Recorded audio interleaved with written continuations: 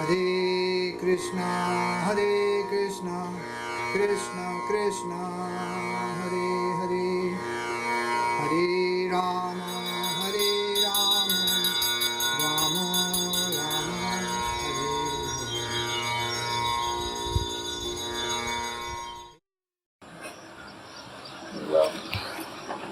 So we're going to talk a little bit about the wonder that was Srila.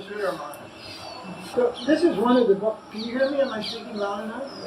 This is one of the books that was compiled by disciples of Prabhupada who were followers of Srila. It's called The Encounters with Divinity. So in the beginning, there's a little about the author.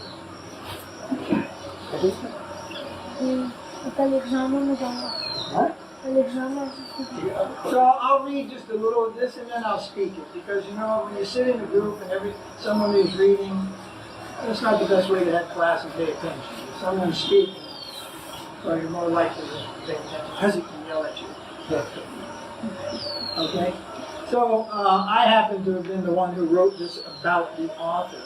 So I begin by saying, to acquaint our readers with the author, we have but to relate some of his transcendental glories. One can easily understand the greatness of an individual by the acts he performs, by the contributions he makes to society. The glories of Srila Maharaj are many, and they are all deep, like an ocean of transcendental nectar. I would be so bold as to say, if you haven't tried to collect at least some of the gems of Srila Maharaj's conception, what he gave, what flowed through him, you might say. In Prabhupada's words, if I tell you what he said, you will faint. His realizations are very high. That's a direct quote from Srila. If I tell you, because they were talking in Bengali, and afterwards the devotee said, "Oh, what were you talking about?" And Prabhupada said, "If I tell you what Srila Maharaj said, you will faint."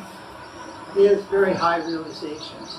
So all those realizations aren't his.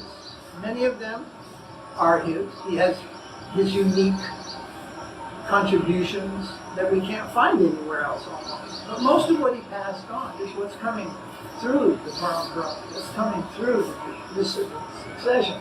Not any fancy, creation of his own. But he's keeping the door open for that higher flow of Krishna Bhakti to enter our heart.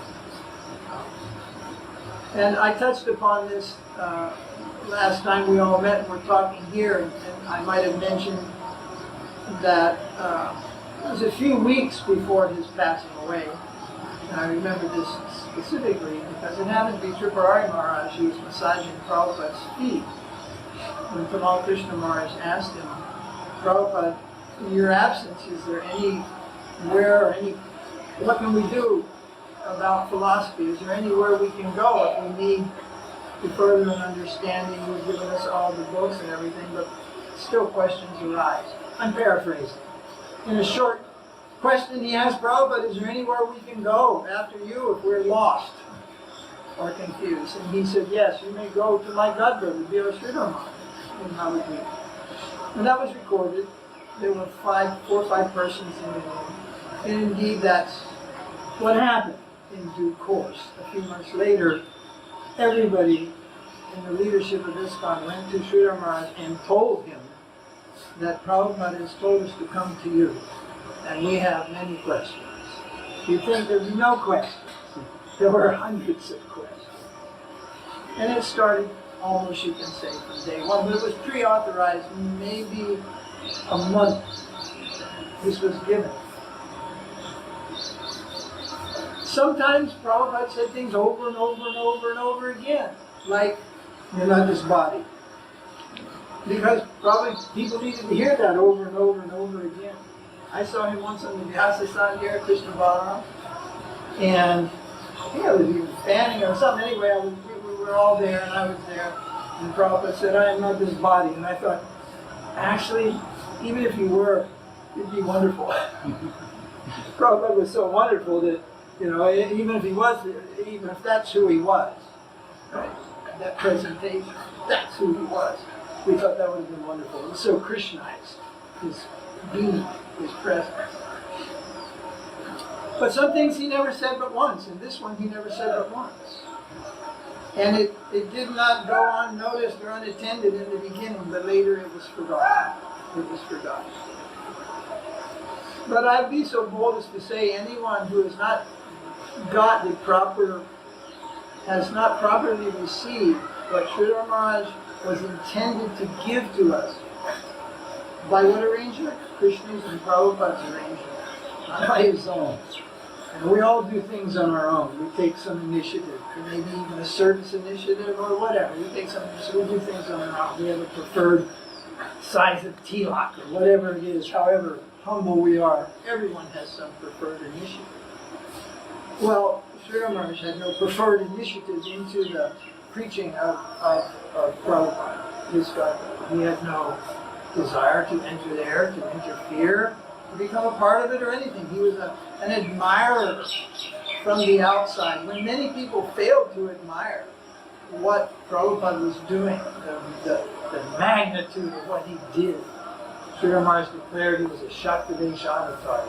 Two people declared this. That sound did not come from within this. It came from outside. It came from Yajavar Maharaj, and it came from Sridhar Maharaj. At the disappearance, 10 days after observance of Prabhupada in 1977, Yajavar Maharaj spoke at this one. And there he inferred that Prabhupada was Shakti. And Sridhar Maharaj confirmed this, and in a particular way, Shakti Vesh, which Shakti? Which Vesh? Vesh means cover. This is called Vesh, dress. We've all got our Vesh, different Vesh, different covers. So, which Shakti Vesh means he's empowered by the Supreme Lord, but the Supreme Lord has many powers. He has many powers. He has Vaikuntha powers too. Once a disciple of Prabhupada approached me and he said, could we consider maybe Prabhupada was Prahlad? Well, that's a Vaikuntha Shakti. And why would we want to relegate Prabhupada to Vaikuntha, even though Prahlad is very important? Stands in the doorway of pure devotion, or at the threshold. Why would we want to relegate Prabhupada's Siddhadeha, his eternal standing in the Leela of Krishna, to Vaikuntha? Why would we want to do that? That means we misunderstand something.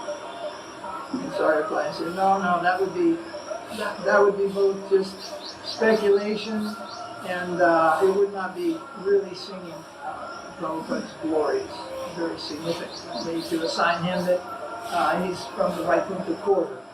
In this world, any quarter might look good, right? But for a Gaudiya, Vaikuntha is a fall down. The conception. A man is judged, a person, we say man is just the habit. Men and women are judged not by their status, where they are now. Because we all struggle in this world in one way or another, with the prabdha karma we have and what have you. But if there's to be a judgment on the devotee, it's to be by his ideal. And I touched on this the other day. It's by the ideal that Prabhupada saw in his father after contacting Bhakti Siddhanta. He could see the highest ideal of Gaudiya Vaishnavism in his father. And he writes he's a pure devotee. You'd be hard-pressed to prove in the Western world that Prabhupada's father was a pure devotee by any other means. He was very much like every other Hindu, and he had a hookah. A hookah. What if Papa here, Pita here, had a hookah? There'd be nobody coming over here then. Nothing. Out. Prabhupada's father had a hookah. Everybody had a hookah. Tell somebody on He has one. So that's what those plants are for. So how do we say it? You know, by the ideal. So that instruction was our entry to Sridhar Maharaj. And some of us, well, why didn't it keep going? Because the information that was getting obtained wasn't resonating in an elite group of devotees who are 98% no longer here. With those devotees who all fell down in time, they changed the course of not just their lives, but many, many people's lives. They have changed the course. Now, I have seen many Maya come kicking on the door of this con, both in my day in this con, which was a little under 20 years, and afterwards, and I have seen the Vaishnavas beat back all kinds of Maya and disturbances over time. This one, however, keeps knocking on the door, and from inside even. It can't be gotten away with. All kinds of misunderstandings. This Mayas, the movements had Mayas before. They dispensed with it. This one, there was no dispense with. And it's always there, because it's part of the eternal arrangement. Just like I know many people who are the disciples, let's say, of Bhakti Pramod Puri Maharaj, who are in the West.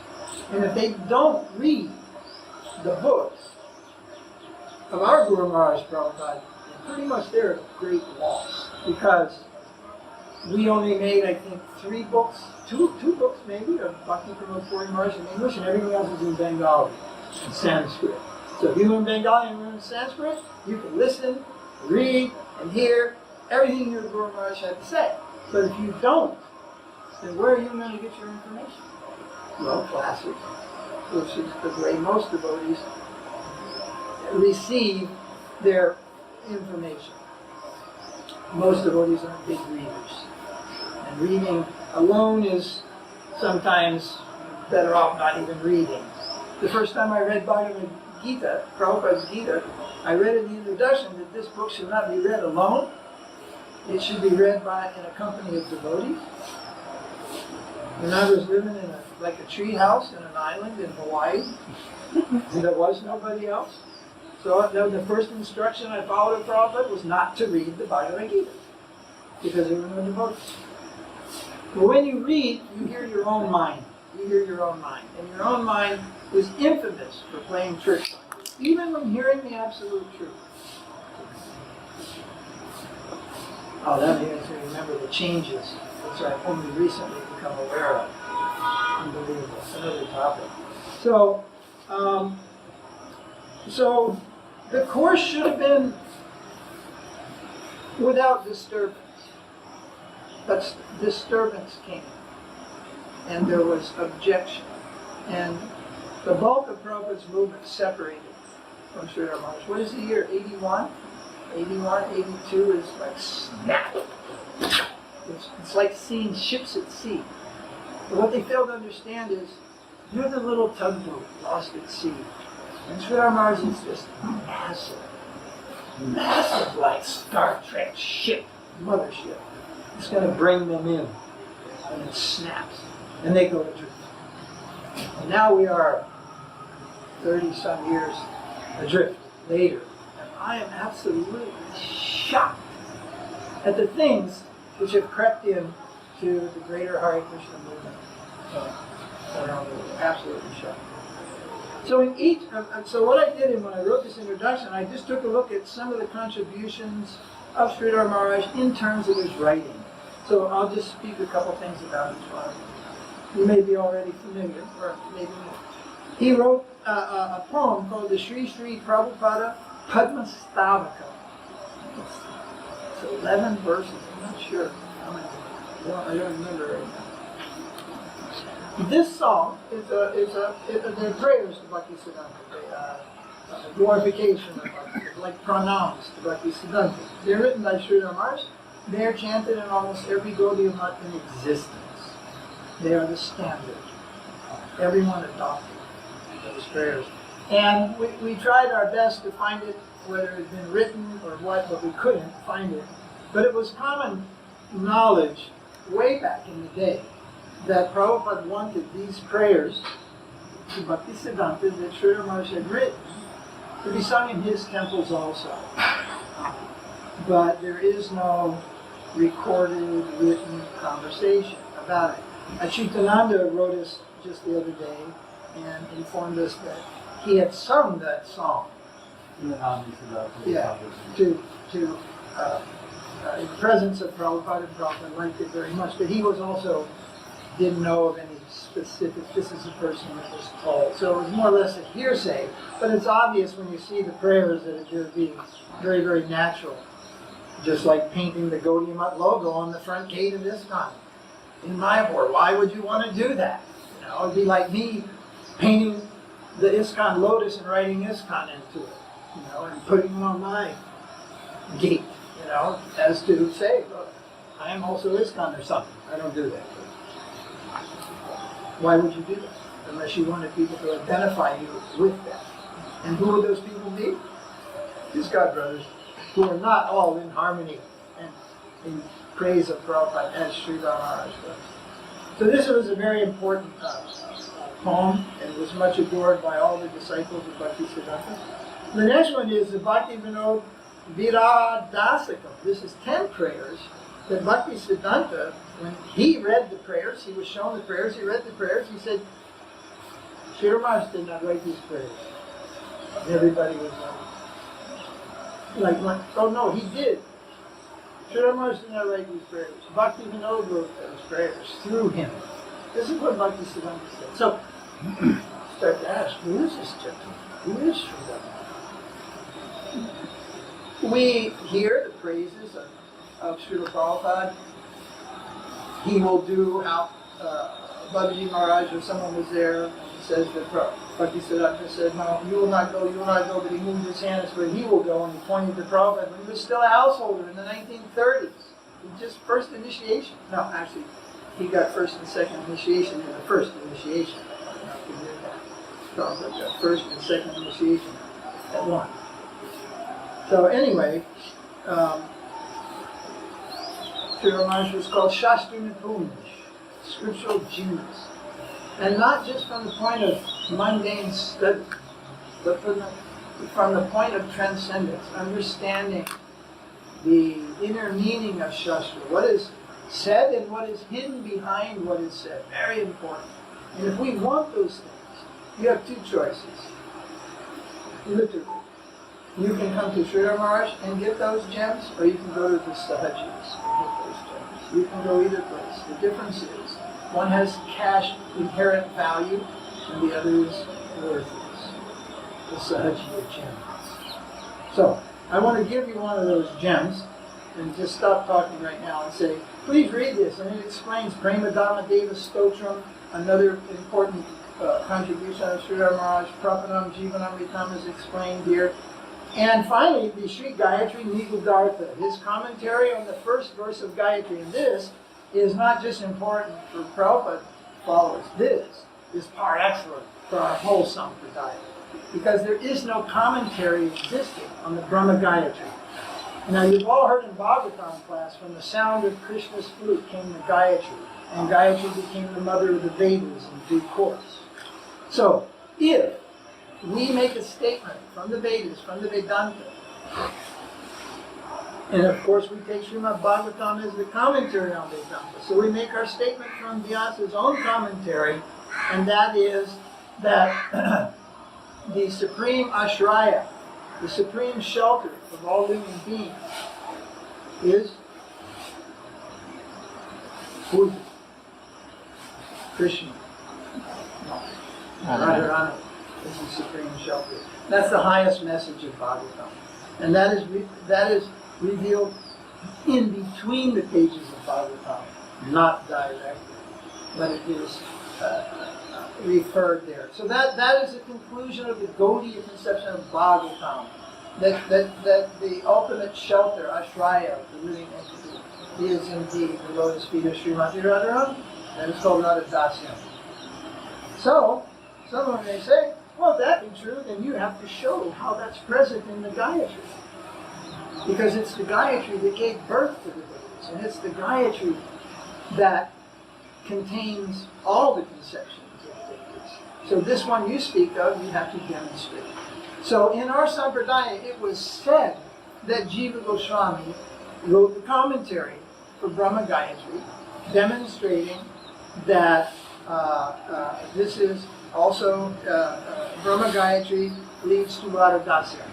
The service of Radharani is the ultimate achievement. But it was lost. Nobody has it. There's some indications in some people's commentaries, maybe like Vishwanath or something, it's thick. Enough to know there was, but it's gone. And Sridhar Maharaj reproduced that commentary. It's called Gayatri Nigudartha. And he does that in the most amazing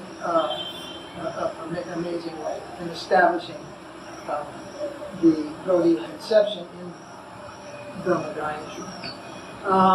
And then there are these other things. The last one I mentioned is the prayers to, it's called the Srimad Rupa Pada Raja Prarthana Dasakam. Prayers to Rupa Goswami. You find out something in this group of prayers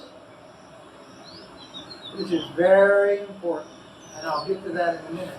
But for now, I want to tell you something about, or share with you something rather. Remember, I'm not telling you anything. I'm just sharing something. If you don't believe it, go check it. That's the best way to do things. If you believe it, well, that's also good. But it pays to double check anyway. Don't be blindly following anybody. Even Prabhupada said, don't blindly follow me. Understand, not just go in the queue.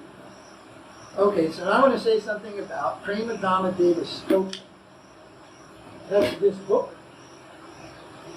And tell you how time flies and memory goes. And I was reading this just yesterday, and I was going, wow, I'm sure glad they made this book, you know. And I was looking all through it. I forgot I made this book.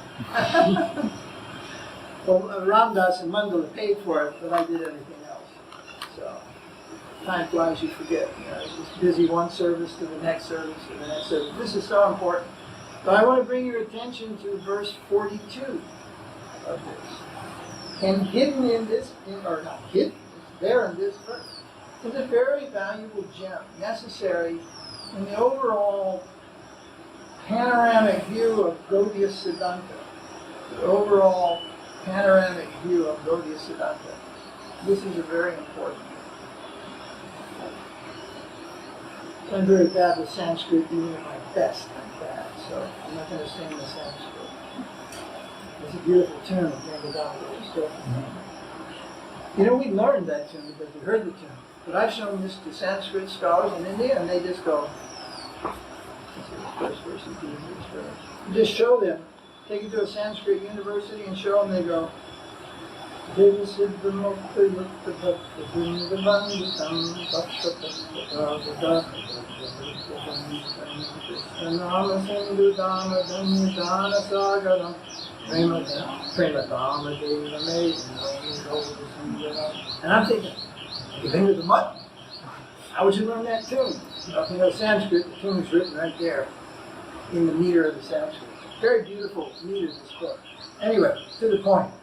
While he was visiting, speaking of Mahaprabhu, this is all glorification of Mahaprabhu. While he was visiting the various places of pastimes in Vrindavan, the Lord arrived at the famous tamarind tree, which had been existing since the Dwarka Yuga.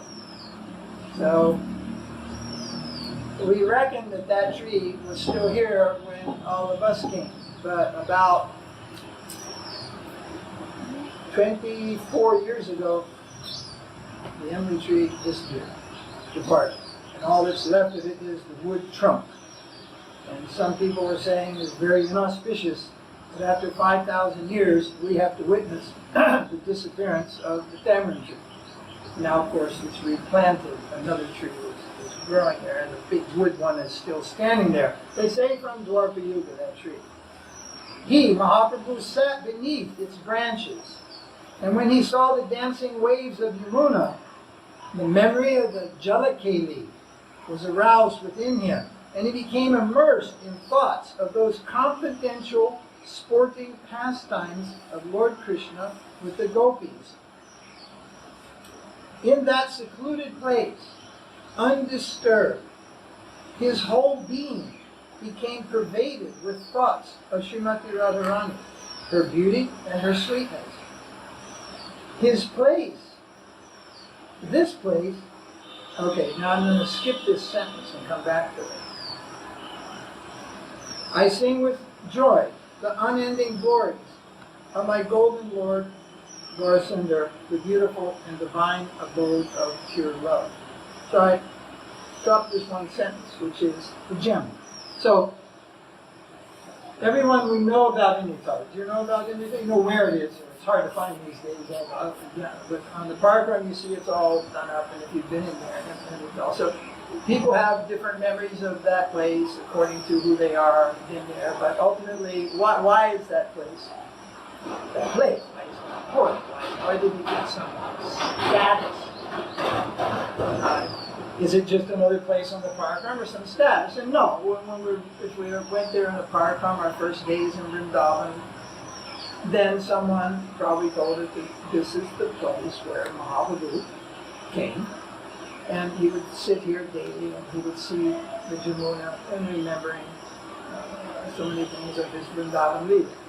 Is that correct? I mean, so, do we hear anything more? Please inform me, because I don't know. I'm not on these parkrams anymore for almost 3 decades, so I don't know what people hear. I'm talking about people, I mean Western devotees, what they hear, particularly from the West, like we are, most of us. Okay. Is there any other importance to that place that you can know of? Okay. So here's the line. This is the place of origin of Gaur Tattva. For it was here that Shyamasundar was totally absorbed in ecstatic love for Srimati Radharani, and the two became one in eternity at Indicata. Now that is certainly if we have some sense, feeling for the internal flow of Krishna consciousness and what makes any place significant, then this understanding of the significance of Imrital is upgraded massively from just a place where Mahaprabhu happened to sit under a nice shade tree and see the Jamuna, which would be more like I would pick a tree. I just look for some good place to sit down and relax and see the Jamuna. But he is drawn to that place for a completely different reason. It happens to be a big tree, it happens to be shade, it happens to be on the Jamuna, but it happens to be where Radha and Krishna, after the Rasa Leela,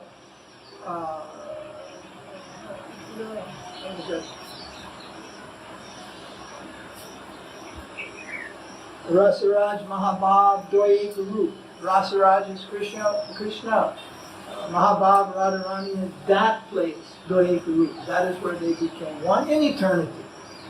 Caitanya Charitamrita begins by saying the absolute truth divided himself into two to enjoy rasa.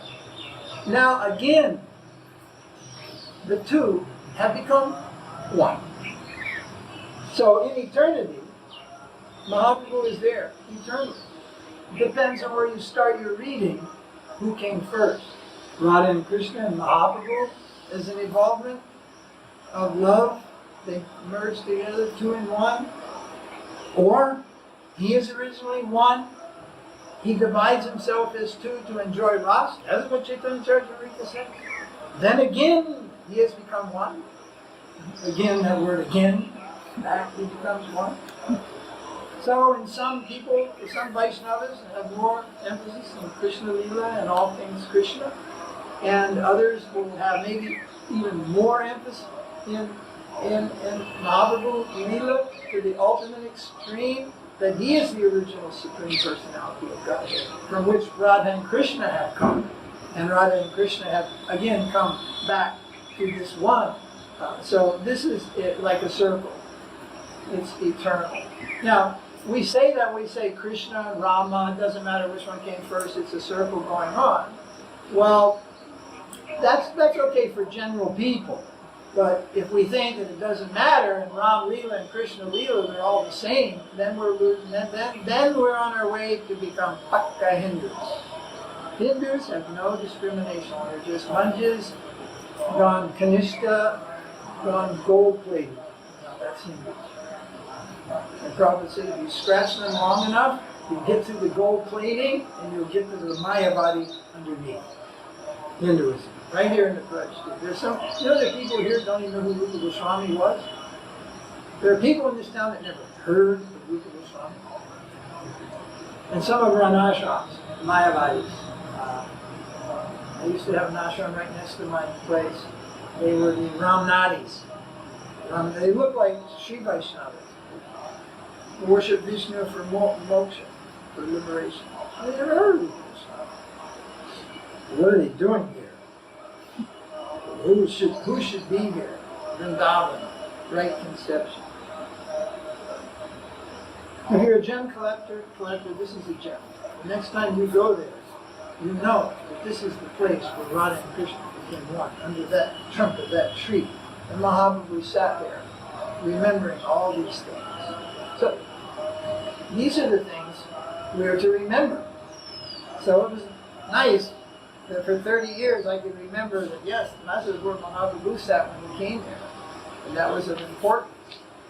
But it just got a massive upgrade when I understood something of the internal Leela of Krishna which took place there. That's why I'm saying Mayapur is caught in a pincer movement of wrong conceptions and right conceptions. You have Radha Madhava and the Astashakis, which, and then right beneath them you have now little Radha Madhava, which was originally there but then gone, and Mahaprabhu, who was originally there and gone and came back. So you have Radha and Krishna and the Astashakis, and then you have Radha Madhava and Mahaprabhu. And that represents this. The two become one.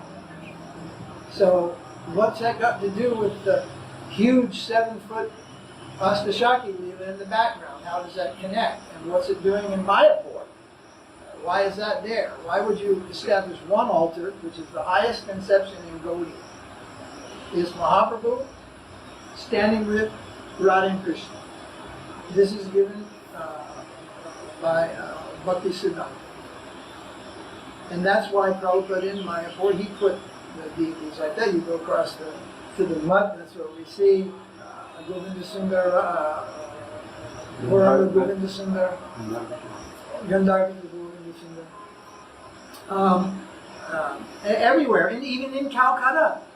Even in the Calcutta ISKCON temple, Prabhupada established with Radha Govinda, but with Mahaprabhu. Not Gaur Nitai, Mahaprabhu. Why? Well, people should ask, why? Because Nityananda cannot stand on the same altar, the same level as Srimati Radharani. Not even Lord Nityananda can stand there. And it says something. It's not just doll decorations. Those would be cool. Let's do it this way. Let's do it that way. Like one day in Nairobi, Prabhupada came in and the Gaur Nitai was separated by about 1.5 meters. You know? They were over here, separated on the altar. Prabhupada banged his stick. Everyone comes running. No. Not like that. Together, they're together. They're not separate. And this happened many times with Radha and Krishna. We're not decorating something for our pleasure. We're decorating Krishna for his pleasure.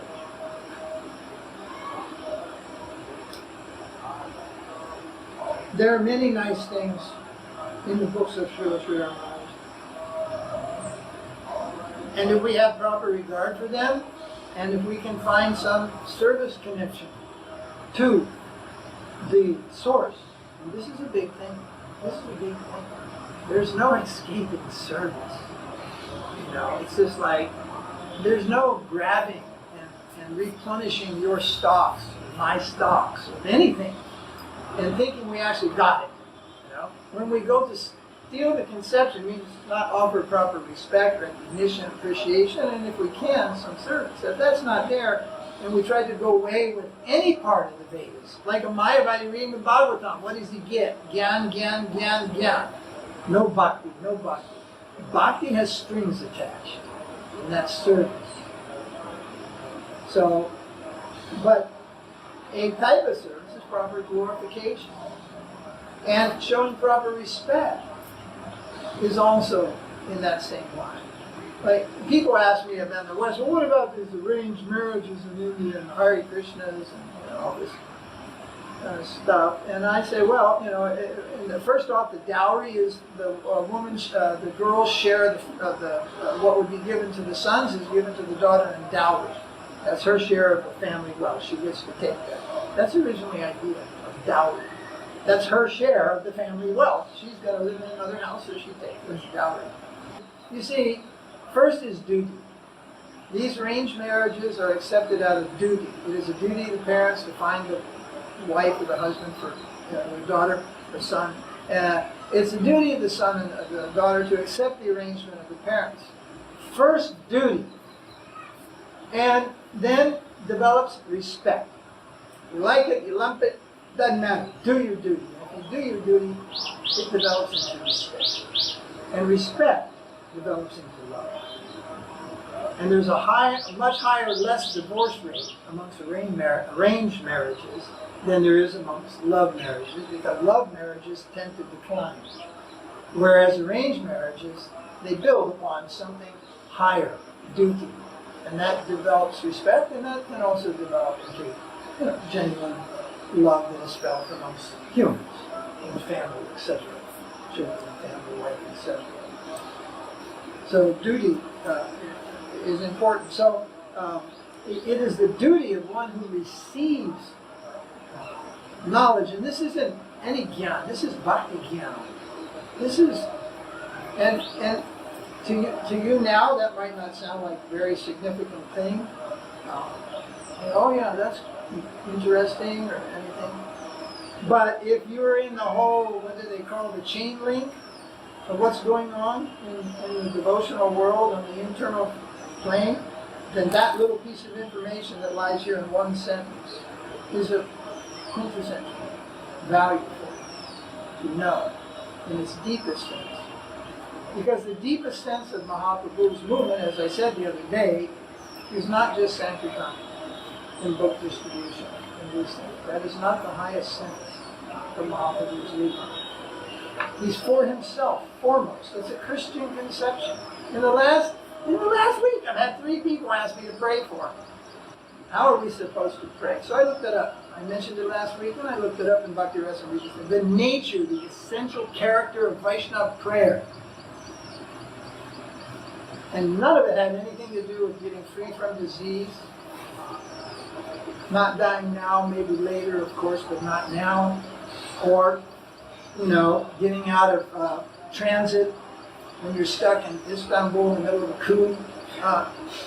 But what was interesting, what it should be. And of course, you can imagine, glorification of the Supreme Lord is paramount. But even before that, let me see if I can remember the choice. Total submission. Your prayer should have one of, there are 5 or 6 things. 1, 2, or all of the above is what a Vaishnava prayer contains. And any Vaishnava prayer by Bhajino, Prabhupada, Srila, anything you're going to read, it's going to contain these elements. And never will you find one for health, wealth, and adjusting the things of this world so I'll be a little better off. That's not in the manner of Vaishnava praying. So why are devotees and candlelight vigils? Now I can understand all-night kirtan, but what's that's the whole thing, they kill terrorists, so everybody shows up the next day, lights candles, for the innocent people. It represents something. In who? In Christianity. It's a Christian thing. It's not a Vaishnava thing. The candlelight vigil is Kartik, 1 month offering lamps for the Lord's Prayer, not lighting lamps because some whack job killed a bunch of innocent people. What did those candles burning have to do with anything? It's just some sentiment. So sentiment, okay, but where'd that sentiment come from? It came from Christianity, and its influence is there in Vaishnavism, not just in little things like that, in a lot of things. In a lot of things. Especially when a group of men meet, the collective group is a manifestation of Prabhupada. I forget which Nicaea Council that came from, but that's a total Catholic one. bishops get together, and they still practice it today. They elect a new pope. The total group of bishops represents the will of God, and they pick a pope. No wonder people are atheists in this world, you know. Any intelligent person looks at this stuff and goes, wait a minute, the last pope, he was the will of God? And all this stuff, you gotta be kidding me. People just like, excuse me, sir.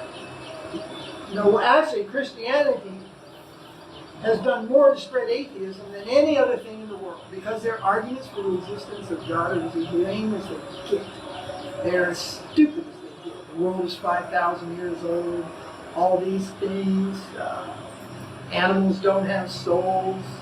Oh, just all kinds of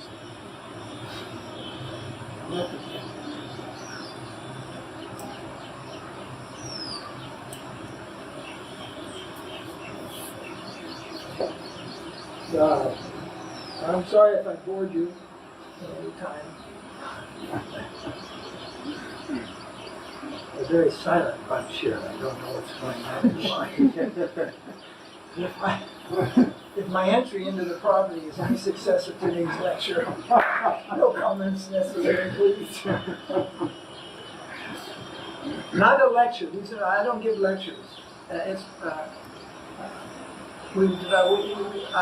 Our little group, we try not even to use the word preaching, because that's another Christian word. Preaching. Pravachan isn't exactly preaching. Pravachan is speaking the glories of the Lord. And preaching is down the, like, hey, don't preach to me, you know. Preaching, they use it in the world. Oh yeah, he came into the country club, he was really preaching that organic stuff, you know. It means to jam people with some idea. But another word is very popular in our time. It's called, and you use it yourself and you see it, especially if you're on Facebook and such things. It's called sharing. And sharing is much different. People are very comfortable when you say, come and hear a talk, and such Swami is going to share his experiences. Well, people are really into that. But when it's lecture, even lecture is like, button up, pen and paper, stay in the back, hope he doesn't see me, you know, like, this is the way it is, you know. Lectures, you know, teachers, they're not to be argued with. So anyway, so I'm not preaching to you, I'm just trying to share some things with you that many devotees in the world have and experienced, found. And in this instance, Srila Maharaj being the guiding light, so to speak, to borrow from our Christian brothers, to be the guiding light in our journey. Because there has been a lot of deviation, and I think even top people are ready to admit that now. I meet top leaders and they go, oh, we're not ISKCON. And I'm like, what? You're a guru in ISKCON, you're a Jesus. Well, we're not really ISKCON. I mean, what does it come to be? What happened to the pride? Huh? We're in ISKCON, I'm ISKCON. And I was like, hey. Even gurus said, we're not really in ISKCON. Biggest gurus in ISKCON, tell me that. Well, what are you in? You know, it's just like, so, but I guess I don't know what to say other than people are recognizing something's wrong, or some things are wrong, not that everything is wrong, but some very important things are wrong. And because they are wrong, like if you don't get the tulsi to grow in the pot, you put a pot out here and don't plant tulsi in it, weeds will grow in it next, unless you're lucky a jasmine pops up. You know, it's like if you don't fill your cup with milk, because the atmosphere is full of ink, your cup will fill with ink.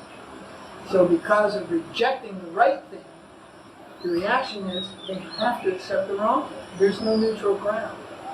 It's like, push this away, this comes in. It's just like that memory foam, you know. It doesn't forget anything. So, and I've seen it over and over again. The year that Sridhara Maharaj, you know, was selling, you can't sell those books around here. They were selling self-urine therapy books. Whoa! Does anybody connect the dots? Reject the nectar of Sridhara Maharaj and drink your own urine next season. It's like, I get it. No, I've seen it. You know, books become popular that are just like, you're kidding me. Oh my God. Guru Bab could be the only thing to make that book popular. That means because his disciples will follow the Guru, and his writings will be appreciated by them. But when looked at by a scope, as by a greater body of, say, not institutional people, but Vaishnavas, then the book may be seen to have no intrinsic value for the progress of bhakti. In fact, it might have something that's bad. And why would you want to take that? Why did they even make that? And it all goes back to rejecting the right thing. So many wrong things have been accepted. And I was shocked. You know, this change book thing, I never followed it because we are isolated for 22 years in South India. That's a long time. 22 years. And most of your life. We've been isolated just doing our thing. And I heard about this change books. Well, we already had all Prabhupada's books before all that started. So, yeah, whatever. I thought, man, they're not going to change the meaning. They're probably just putting commas and, misspelled words and stuff, And so I never paid much attention to it, but when it came to buying new books, because of more people, I wanted to buy the original ones, not the changed ones, just as a matter of principle. And I didn't know anything about the changes. Now I'm in total uproar. The changes could deviate you in your spiritual life at a critical time, and you're lost. You're putting such things which are just totally fabricated to keep people in the society. And it's just injecting society consciousness, not Krishna consciousness. And that one is Prabhupada is saying, you may see or feel, what is the word that he used? Hodgepodge devotees? Pseudo. Pseudo. He said, you may see or you may feel that the Hare Krishna movement is filled up with pseudo devotees. If that's the case, and then where is it? Chaitanya Charitamrita? Yeah. Yes. Madhya, and he says, you might see that the Hare Krishna movement is, who's he talking about? He's talking about his movement. It's filled up with pseudo devotees. In that case, you may take direct shelter of the spiritual master. And he phrases that, and you may, what did he say? Be with the spiritual master? Mm-hmm. You may be with your spiritual master. He's saying independent of the society. Now they've injected, it says, Prophet says, you may see that the Hare Krishna movement is filled up with pseudo devotees. Then they inject, but you should stay in the institution. Then Prabhupada speaks. You can take shelter of your spiritual master, meaning you can live independent of the chaos and still be safe and be in Krishna consciousness. But now they've injected, but that's got to be in the society. Well, why is that? In other words, if the Guru leaves, don't leave. You stay. It's all society conscious building. And that's a problem. That's a problem. Especially for people who face a real situation where the Guru has left Krishna consciousness or been defrocked or whatever they call it. And they feel cheated, they feel lost, and the solution is beginning. That's all right, you're in the society. Society, they're stretching that when Prabhupada says, well, two things. Krishna's in the womb of ISKCON. Right? And the other one is, he said, ISKCON is my body. Right? How many times did he say, I'm not this body? So you got two Prabhupada says. One, he said, ISKCON is my body, and then he said, I'm not this body. So think about it. I don't want you to think I'm not preaching against ISKCON. I'm talking about history and our Sampradaya. And so you have to sometimes say things as they are in order to understand what's what and what you're talking about. So I am not going to go and study them all, but there is a website I found. It's got all the changes, and it's probably enough to just go, make you shake your head like, what are these people thinking about? What's the future going forward for people who just joined an institution? After all the people who knew Prabhupada, Srila, Maharaj, and the West are gone. And you've just got all these people that you trained up wrong. And they'll look at that and they'll say, Prabhupada said, stay in the institution. It's right here in his books. Understand? And then you think, to stay in the institution, but it's not necessarily so. Prabhupada didn't come and appear in the institution. He already existed. He made the institution afterwards. Srila Maharaj wasn't about the institution. The institution it's the necessary, almost evil, the institution. The necessary evil. How do we preach without an institution? But also says we need the institution to spread Mahaprabhu's movement. For Mahaprabhu's movement. To spread Krishna consciousness. Not to create a cartel or a mafia, and no, we're the only ones. But the danger for everybody is the same. Deviation, taking in things that aren't genuine. I've seen a lot of that. The Srila, it's called the Srila Sukha story, that Sukadeva Goswami is the pet parrot of Radharani. This part of the story infiltrates the bona fide story. Sukadeva Goswami was a parrot. It starts as a parrot story. And Lord Shiva is speaking the Gita. Not the Gita. He's speaking Krishna Katha. And Parvati's asleep. Drowsing. What do you call it? Napping. And Shiva's speaking Bhagavatam. And Parvati's napping. And then he asks Parvati some questions. And the parrot who's been there hears all this. Is the answer? And he sees that this parrot, and he speaks something of the Bhagavatam. So then Shiva thinks, no, I'm not going to have some parrot running around speaking Bhagavatam. This is not the work of parrots. Right? So he wants to terminate the parrot. So Shiva approaches to kill the parrot. And the parrot takes off. And Shiva takes off and chases him. And the parrot flies into the mouth of Vyasadev's wife. Some feathers, right? And that's the pregnancy of Vyasadev's wife, the Suka. And then stays there for 16 years. So we trace this down to the Adivadi Sampradaya. They're the ones that originate the story that parrot was actually Radharani's parrot, and it was sulking, and it left, kind of like in the other story of the parrots in the Bhagavatam. They come and sit on a branch, and they're singing. So they borrow from that kind of a story and say that that's Sri Asuka, Sri meaning Radha, meaning Radha's parrot. This is all born out of the part about being Radha's parrot is all born out of the Sahajya community. This Adivadi group, they're the copper plate brothers and all that. The rest of the part of the story, Srila Sridhara himself tells. It took me 20 years to find that tape. And he tells the story, missing the part that's Radharani's parrot, and concludes and gives reference from Bhaktivinoda Thakur that nobody knows who Sukadeva Goswami was before this moment. And when he left, although his guru and his param guru were there, Vyas and Narada were there, when he got up and finished the speaking, was all over, he just turned around and walked into the jungle and disappeared. Nobody knows where he went.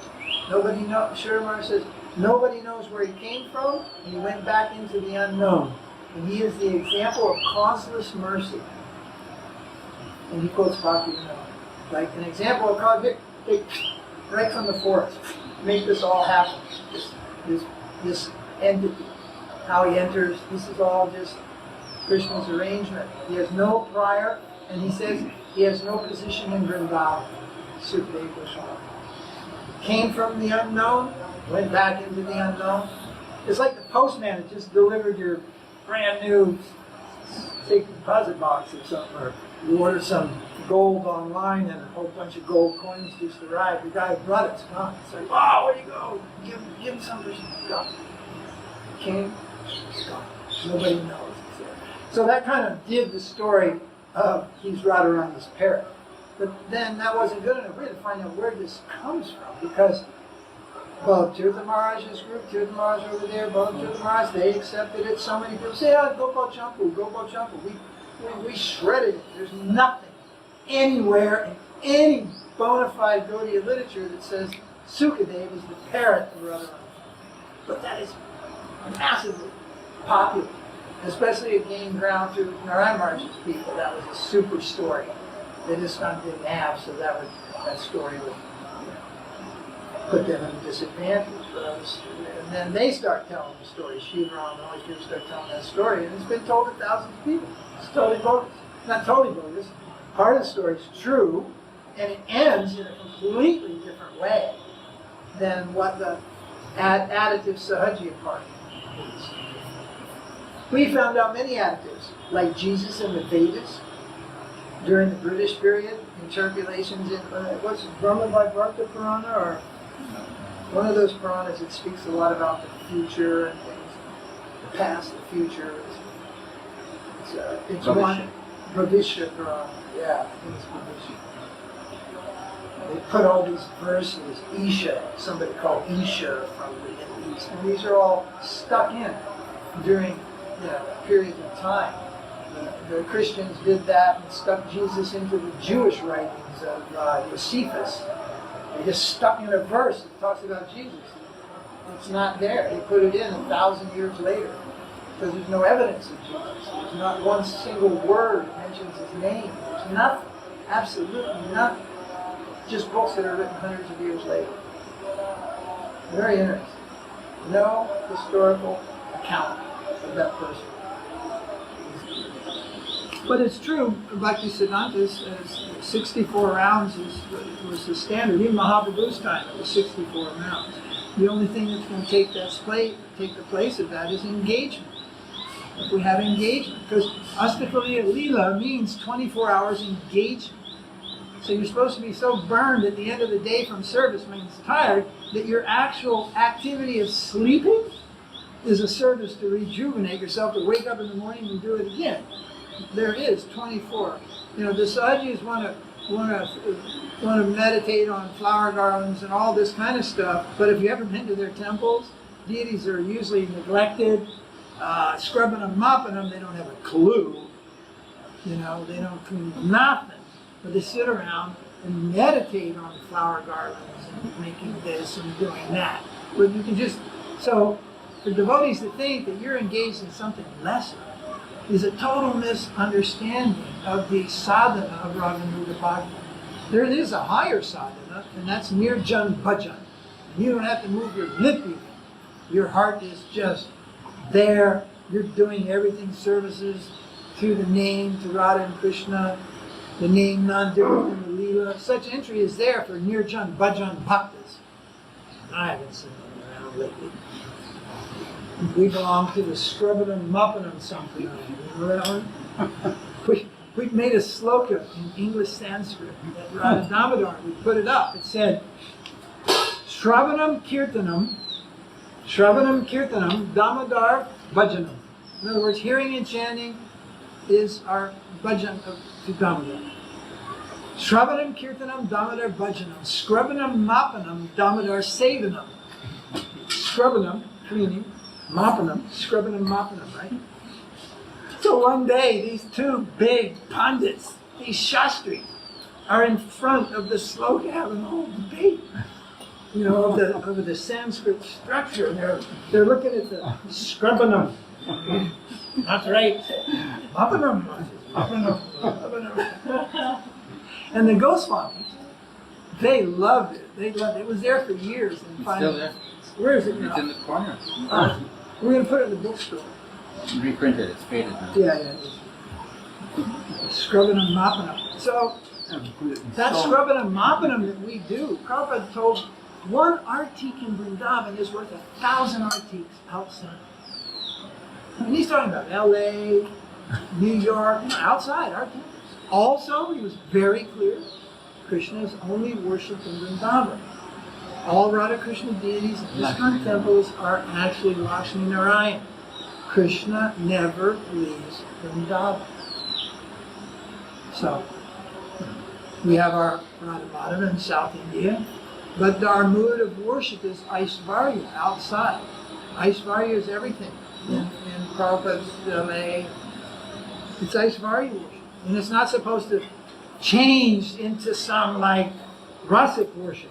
It's Aishvarya. It's a worship of God.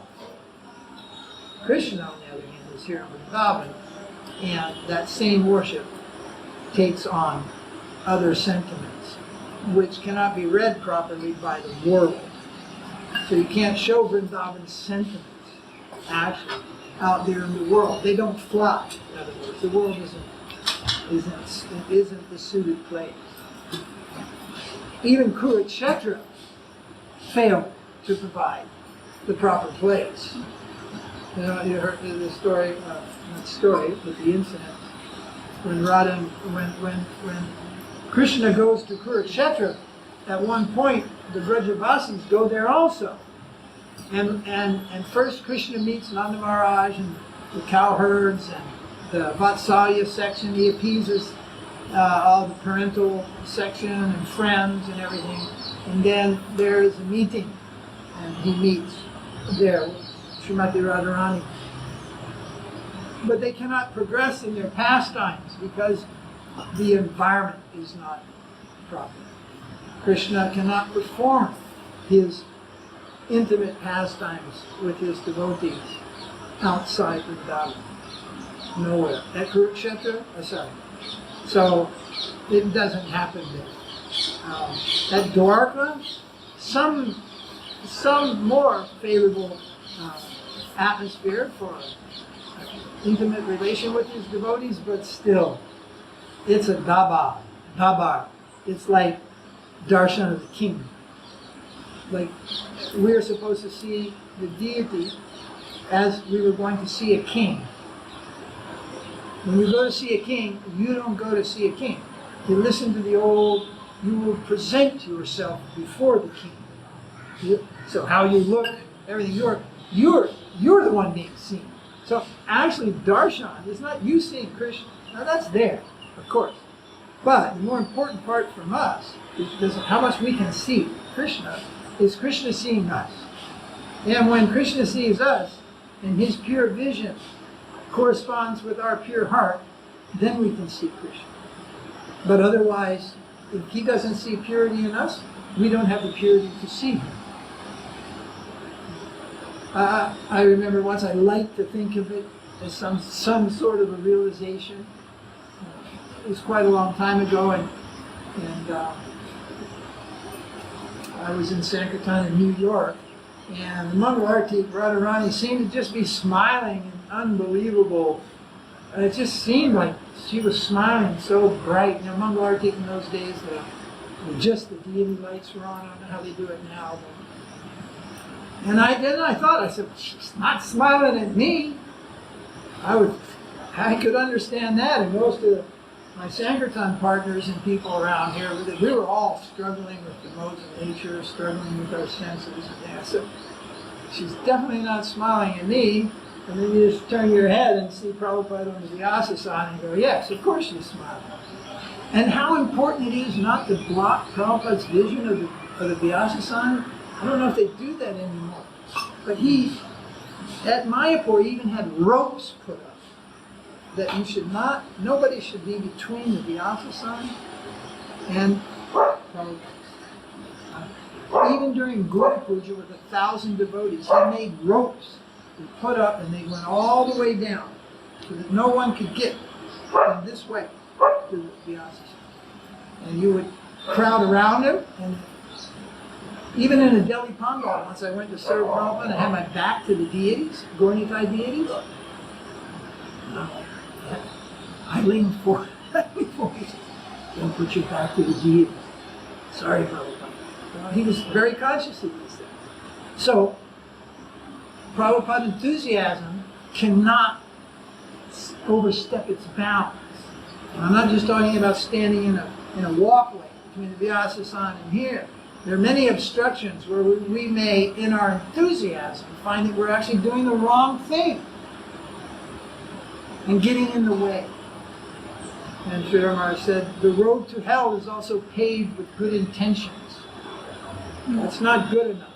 Just like being independent of ISKCON, there's no guarantee that you will not fall down or some problem might come, right? So we have to be diligent. We have to be diligent. Srila Purima said, follow in the footsteps, and everybody said, yes, yes, follow the steps. And then, no. Exactly. Right. Now follow the footsteps, and he says, yeah, Prabhupada's up there somewhere, I'm behind, I'm coming up, it's just like, it's vague. But he was like, no, it means foot by foot, exactly in the footsteps. Or you're just making an analogy. Follow closely. And he was seeing the kind of development, which was 10 years after Sridhara Maharaj. Sridhara Maharaj lived 10 years approximately more than Prabhupada, and Srila Puri Maharaj 10 years more than Sridhara Maharaj. And after that, it's kind of, it depends on where you're situated. For me, and many people like me, we got what we got. And we don't expect to see another such guardian angel to come into our midst to, again, ratify what is to be done, what is the right conception of good behavior. Sadachara, Praduchara, proper behavior, proper siddhanta. So we think that if we didn't get it now, there's no more chances, at least personally speaking. There isn't a person who I can find in the world who can inspire me equal to Prabhupada, Srila Maharaj, and Srila Puri Maharaj, although I respect many devotees for their preaching. Not just their preaching, but their living, their life, their service, themselves included. But on the level of guru, yes, I got what I got, and that's all that Krishna sent me. It's like, make the best of it or do without. Everybody else, the books are the biggest saving grace, because just like with Prabhupada, it gives people a chance to hear. And we do see that the sound of Srila Maharaj resonates with people. The millennial Hare Krishnas, it seems like that's the age group. I'm not so sure about the old folks. Set in their ways, I don't know. Bodhana Maharaj, on one of his world journeys, he stuffed a full suit, 100 in a suitcase. And as he went around the world, Bodhana Maharaj was distributing perfect Krishna. Because it is the healthy instruction to protect your budget. It's like the mosquito proof on your windows or something. The roof on your head, keep the water off your head. It's indispensable. But people who haven't been jammed are more likely to hear the message, not only of Srila Maharaj, but of all our previous teachers. There are two principal Shaktis in Gaur Leela, two principal ones, Gaur Shakti and Nityananda Shakti, Baladev Shakti, Gaur Shakti, Baladev Shakti. And without a doubt, you would assume without a doubt, Prabhupada represents the Baladev Shakti, the potency of spreading, Yoga Maya. Two types of Yoga Maya. One Yoga Maya only under Radharani's control, another under Baladev's control. For the mass work of distribution, that energy is required. The Baladev Shakti, Nityananda Shakti. So, in summary, Prabhupada was on that side. He represented and was empowered by Nityananda, Baladev Shakti. And Srila Maharaj, as is Bhakti Vinod also, they come in the category of what's called Gaur Shakti. It's the missing half. Gaur Nitai. Even Gaur Nitai can't be understood properly for Western devotees unless they have the guidance of Srila Maharaj. Even that, our Gaur Nitai deities of Sankirtan, even that has misunderstanding in the world today. So, it's a problem with the saying, everything is in Prabhupada's books, or even in, there will be the law books for the next 10,000 years. Well, that was spoken 25 or 35, no, 40, over 40 years ago. And they are the law books nowhere in the world, including in Islam, at this present moment. They're not the law books anywhere. People are fighting over the law books, changing the law books, all kind of manner of revolution going on in the law books. And if you look out into the world, Modi, he carries, a Gorakhpur Press Gita around the world. And he gives people, a half-baked Hindu Mayavadi commentary. And so we gave Modi another Gita, which is in the Vaishnava. But what I'm saying, nowhere are there the law books. You understand? This law means law. So where? Where are they the law books? They're not the law books at present. So when will they become? They may never become. They're being fought over right now. So those are the kind of spirited, that's a spirited statement. The only person that ever heard Prabhupada say it was Satsvarup Maharaj. So that is to be. That is the ideal. This is what's needed in society. Definitive, non-speculative understanding of reality and society. It's like the Varnashram is what we have to do to teach society. But Varnashram has no spiritual benefit for the people inside the Krishna consciousness movement. We don't follow Varnashram. It is rejected. The first thing is Mahaprabhu rejects Varnashram Dharma as a spiritual engine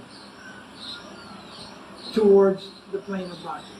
It is simply to organize society to keep them from slipping into animalism. And everyone's slipping mega all over. India's slipping, everybody's slipping into just unbelievable degradation in the world. Unbelievable the things that are going on. For the devotees, there is another substance which we require.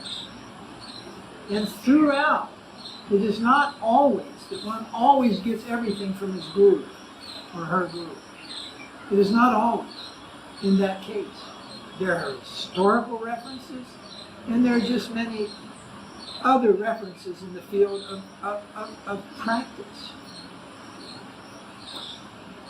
And people, I think, struggle with that. What are you trying to say? I'm not trying to say anything. We're just saying it's an infinite ocean. In 12 years, Prabhupada gave us the foundation. We have to build on that, and to build on that, Krishna's agents will have to guide us. It's not possible just to take the foundation and just fly off. What is that saying? Et Guru Vad, the philosophy of one guru. Nobody, even Prabhupada, didn't have one guru. He states, Sridhara Maharaj is my Shiksha Guru. That's either true or false. If it's false, what are you saying? Prabhupada is BSing? What? Being duplicit? What are you saying? These are qualities are absent in a pure devotee. No, he's being absolutely truthful with you. He regarded the Shiksha of Srila Maharaj to be in the category of guru type, not just friendly advice, but actually advice to put your head to. People forget they lived together for 7 years. Shared so many things, even fighting Hindu-Muslim riots together, locked in the same building, people being killed in the streets. So what comes out of that kind of camaraderie? And go look at all the letters of Prabhupada, you'll be shocked. And then you'll get the Rupanuga letter, which will rock your chair, And that's Prabhupada when he's pissed off. He is right now very angry with Srila Maharaj, and he writes. But if you analyze from what angle he's angry, he's hurt, not angry. Like recently amongst the devotees in Bombay, there was some confusion with this very kind of big celebrity. And I wrote him, I said, no, I'm sorry that you're angry about this and that. That was wrong, it shouldn't have been done. He wrote back and said, I'm not angry, I'm hurt. The boys were, something happened in the village, felt hurt. So, and people's response sometimes looks like anger, right? Oh, they're upset, you would say, they look angry. But what brought that up is often their feelings have been hurt, or they have witnessed you hurt someone else's feelings. So in this instance, Prabhupada is more hurt than angry. But then that's followed up by other sweet letters, and you have to look at the whole thing. If you're examining, a love story, well, Is there love or is there hate? Which is it? And it's a love story amongst God brothers, a spiritual love story of appreciation. And the time they went through after the disappearance of their guru, and Prabhupada had a mustache, and went around selling and restocking drugstores and traveled around India. You bump right into it and you sure wouldn't know he was what was coming in the future. It was just one of the babus in the Gaudiya Math. Babu, you know? One of the babus, you know? In fact, they had some ridiculing names for the babus in the Gaudiya Math. And so he's even getting least likely to succeed. A.C. Bhaktivedanta. Boy, it wasn't Bhaktivedanta. Abhay Charan Day. Least likely to succeed. Highest Bengali businessman in Allahabad. That's like, but he has this preaching ability, and it starts getting recognized even in time of Bhaktisiddhanta. His poems, his speeches. Look at the pictures of him and Radha Damodar. He's got the governor sitting there. All these people are looking at Prabhupada. Prabhupada is sitting up, you know, straight as an arrow, and just preaching, and everybody's like looking at him, sitting by Rupa Goswami Samadhi, you know, and that whole thing. He starts speaking, everybody just starts looking at him. So people recognize this early on. And Saranga Goswami, whom we never met, but Prabhupada wrote 25 articles, 25 articles for his Bengali magazine. And signing them all Abhay Charan Day. It's like Jim Jones. You know, it's like, duh. That's a common name, Abhay Charan Day. He didn't even say Abhay Charan Aravinda. That's the point I wanted to make, because he didn't live in the mud. He lived outside the mud. And so you were still in that world. And you went by your Odl Kapoor. You Sanyal, Nishikant Sanyal. You sometimes added your initiation name there. Acharya Prabhakar, Prabhupada's first Acharya. His initiated name is Acharya, but they always, you know, because they're in the world. So he signs his Vyasa Puja offering with his no karmic name, his karmic name. Right? Now, what if today a disciple wrote a Vyasa Puja for his guru and signed it Robert Smith, but he's actually already initiated? The guru would probably say, why you sign Robert Smith? You should sign your initiated name, your name. But that wasn't in vogue in Gaudiya Math. If you lived outside, you mainly lived your secular name.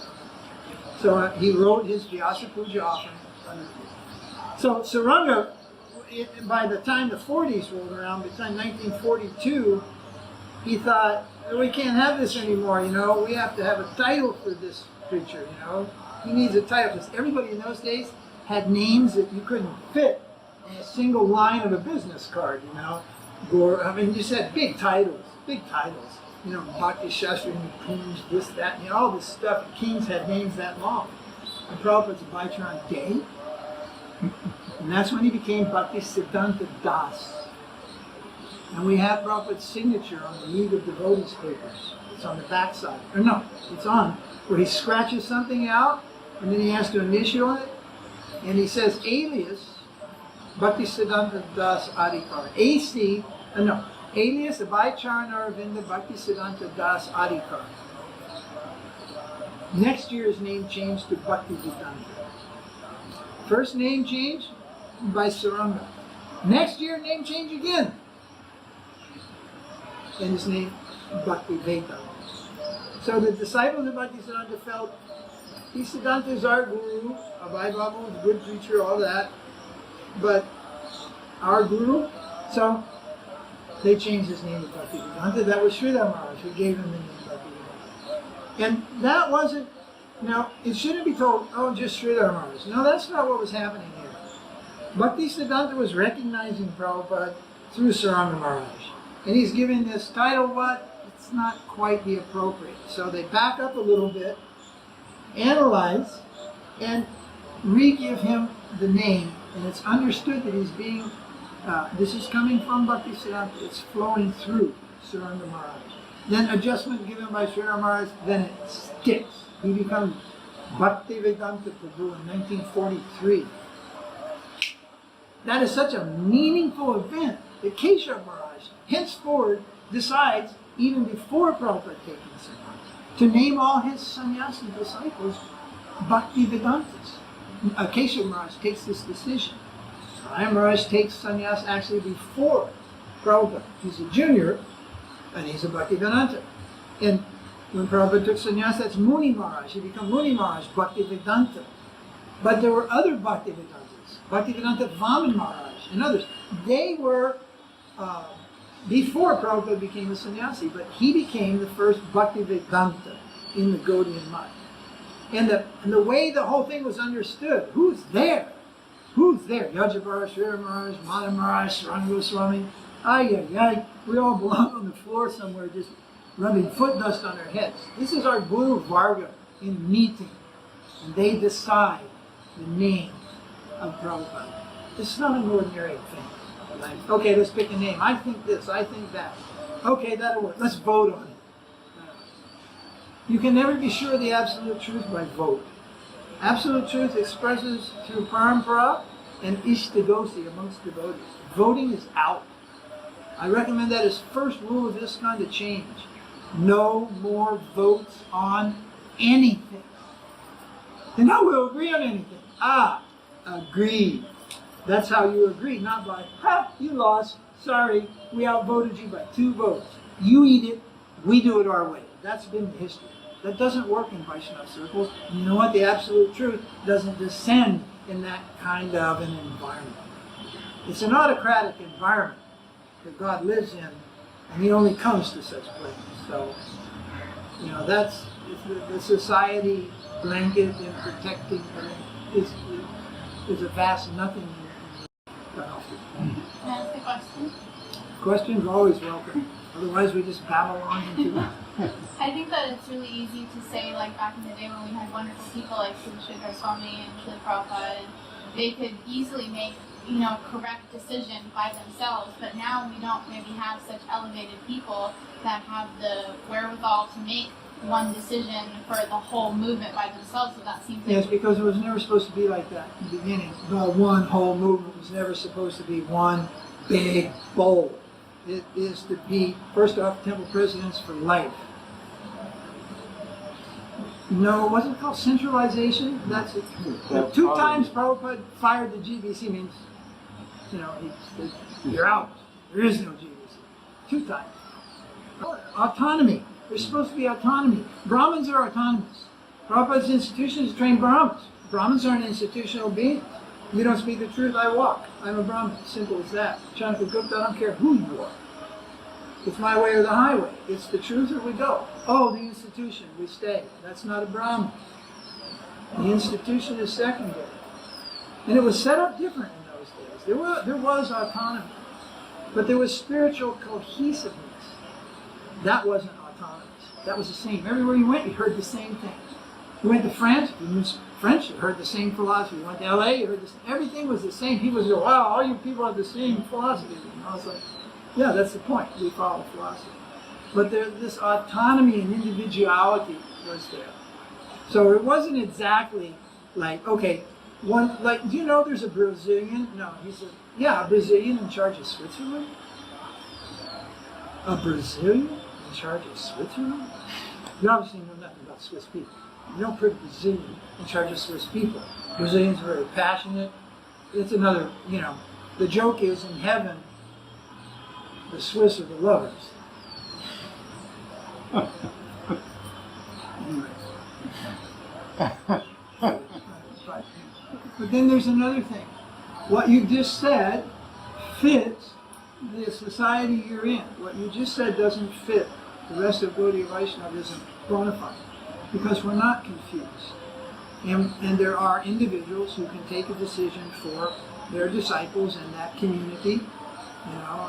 Some of the communities are as small as 50 people.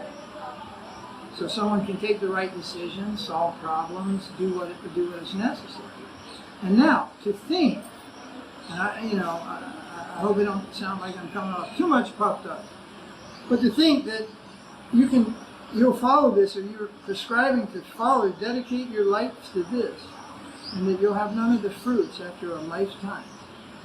Then why are you bothering to do this? Why are you wasting your time?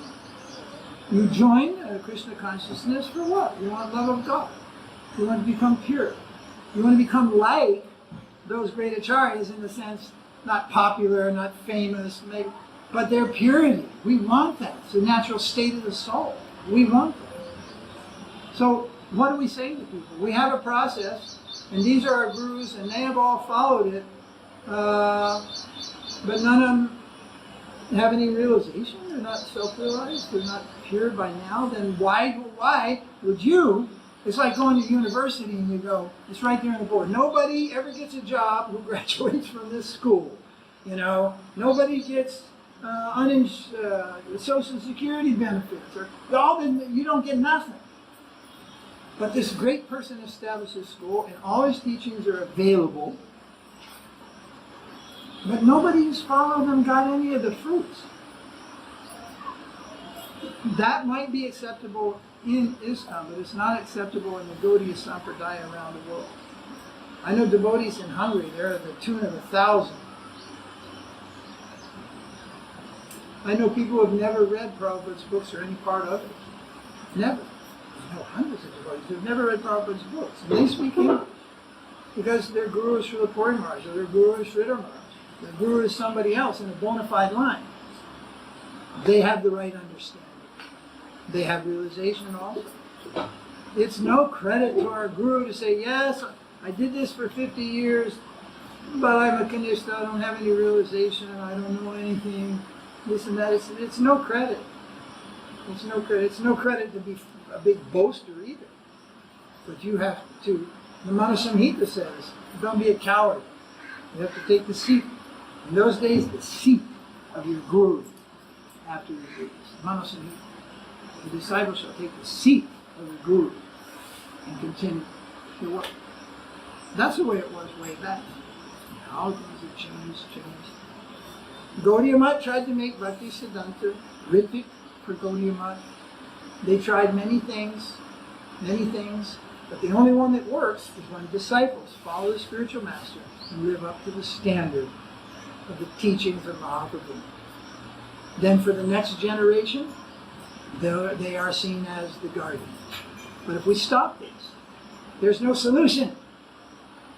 There's no solution. You can't have an appointed, voted board of acharyas, and we vote this person as the pure devotee, and we vote this and we vote that. That doesn't bring down anything. It may just expand confusion. So if a person says, I have no realization, well, if that's from their deep humility, well, let's see what else they have to say.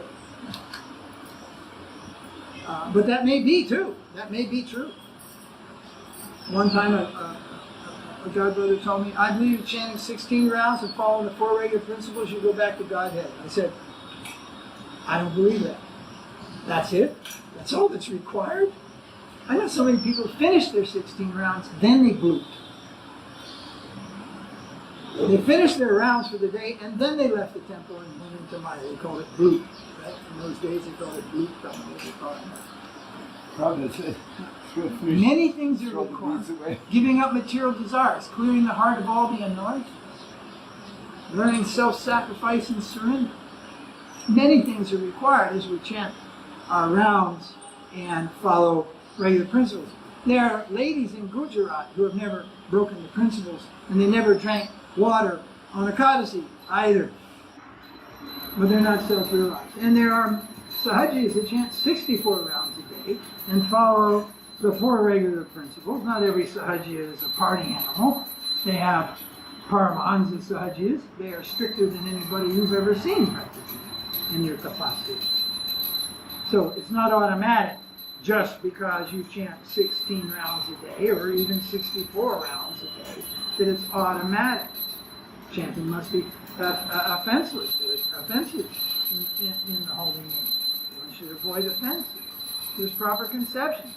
If you're in the Bombay crowd and you're a Jew and you're chanting Hare Krishna, Krishna Krishna, Hare Hare in front of Radharasa Bihari, and when it's the Maha Mantra, it comes to Hare Rama, you run over in front of Lord Ramachandra and do a little Hare Rama, Rama Rama, Hare Hare. So what's Rama in your conception? Well, you know what? Those boys don't have any conception, except for they're putting on a show for everybody to watch. There is no conception. They are just in a complete plane of Hinduism.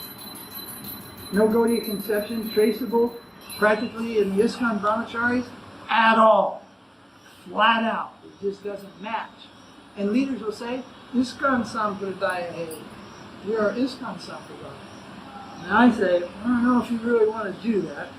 You might want to just remain part of the Sampradaya which you're supposed to be a part of. Because if you separate, then you go your own way. In the back of the Oops book, on the back cover, it says that the realization I'm paraphrasing, that we felt in the spiritual world, this is unique realization of A.C. Bhaktivedanta Swami Prabhupada, setting him apart and above all other acharyas. It is the biggest blunder misconception. It's a square one fell on your nose misconception. And they're saying that that is the contribution of Prabhupada that makes his branch a separate sampradaya. This is printed on a book called Our Original Position. Now what does all that mean? So, it means that there's a lot of work ahead to save ISKCON. And that's the work of ISKCON, leaders, to save the situation, make things right, best they can. But outside, I'm saying people don't face the same perils. They don't face the same perils as people inside ISKCON face today. In one sense, small is beautiful. And like I say all the time, if my group goes astray, it's very easy to put them back on track. I only have to send a WhatsApp message to about 3 people. It's corrected. Because you're only talking about 50 people. If it's 20,000, we can't even get them all to know what days at Kadasi, what to speak of, guiding. And that's another problem. Who said everybody should be making these thousands and thousands of disciples? The quote is Prabhupada said, right? What about the other Prabhupada quotes? 1972, now's the time to boil the milk. We have enough disciples. 1972. It's after that that the Bhakti program started. That was the mass influx from 74 and 5 and 6. And so the milk was never boiled. The opposite happened. More people were brought in and more centers were opened. So what you say is both true. I don't understand it clearly because I'm not in that group for over 25, 30 years. But I can tell you that the same kind of troubles are shared by everybody. Financial, land issues, governments attacking, all kind of stuff. But ISKCON alone struggles. In the bona fide circles, ISKCON alone struggles with these Siddhantic understandings of all the basic factors. Other people don't have that misunderstanding. So their way forward has to be adjusted to their present situation, which is very different from outside. In our library, you walk into our library, there's 2 Maharaj. All the books of Prabhupada, Sridhara Maharaj, Puri Maharaj are there. Nothing else. Nothing else for the devotees to read. When you've read all 30 volumes, all 17 volumes, all extra books, Sridhara Maharaj, Puri Maharaj, and you can reproduce that and understand that up to that level, maybe we'll have a look at Jaiva Dharma or some other books that Bhakti Siddhanta. We are more strict in this one. But the thing is, that what we say, this is your volume, wow, that's a lot. It's from 3 separate Paramahansas, 1 Kanishta Paramahansa. That was a nice story. So it's and nobody's like, I'm looking for something. They got it. They have something. And we all have something, and we're working with it. The problem is, ISKCON's allowed too many Upasiddhanta things, Upasiddhantic, Upasampradaya things to infiltrate even the practice of Bhakti Yoga. So how does one, when they're in the 2nd generation or 3rd generation, how is it that they come to the proper conceptions? Meaning, if they're born within the institution, or they're associating with those within the institution, what directs them to the proper conception? What would do that? Well, two things. If they're in something is wrong, then the super soul directs them. If something's to be corrected on the plane of where it's now actively incorrected, the leaders have to adjust. Instead of all the kids going for Bhakti Shastri, Bhakti Vaibhav and everything, the leaders should go and study the philosophy of the Gaudiya Sampradaya and what it is, adjust it. That's what Prabhupada said. Let's take a look at what he said. He didn't just say one thing about the Jiva soul. He did say some confusing things, but in the books, he says the conclusion is no one falls from Vaikuntha. And if you don't fall from Vaikuntha, you sure the heck didn't fall from Govinda. So that's the conclusion. But Jayadvaita told me, Jayadvaita Swami personally told me, when Prabhupada says conclusion, it doesn't mean conclusion. Good luck. Now, what he might have been saying was, we added that there. Who knows? Like, Prabhupada didn't say indeed. I don't think he ever said that word. I-N-D-E-E-D. Indeed. But it's all through the purports. Indeed. Sri Chaitanya Mahaprabhu was exhibiting, indeed. That's just editing. But that was in the originals. But he never said indeed. If you want the gem of what is Prabhupada speak, read first 3 volumes, first canto, printed here in Delhi. It's just beauty beyond beauty. Misspelled words, inaccurate sentence structures, and the bhakti is just, it's just, and then the others, I've always called it L.A. Bankers English. L.A. Bankers English. Indeed, Sri Chaitanya, all these little embellishments. They should unchange those books, they should get rid of all those books, and they should forbid any such shenanigans in the future, ever changing anything at this point, even if there's a mistake, and there were a few mistakes. Just leave it there. Mistakes and all. Because what's going on is crazy.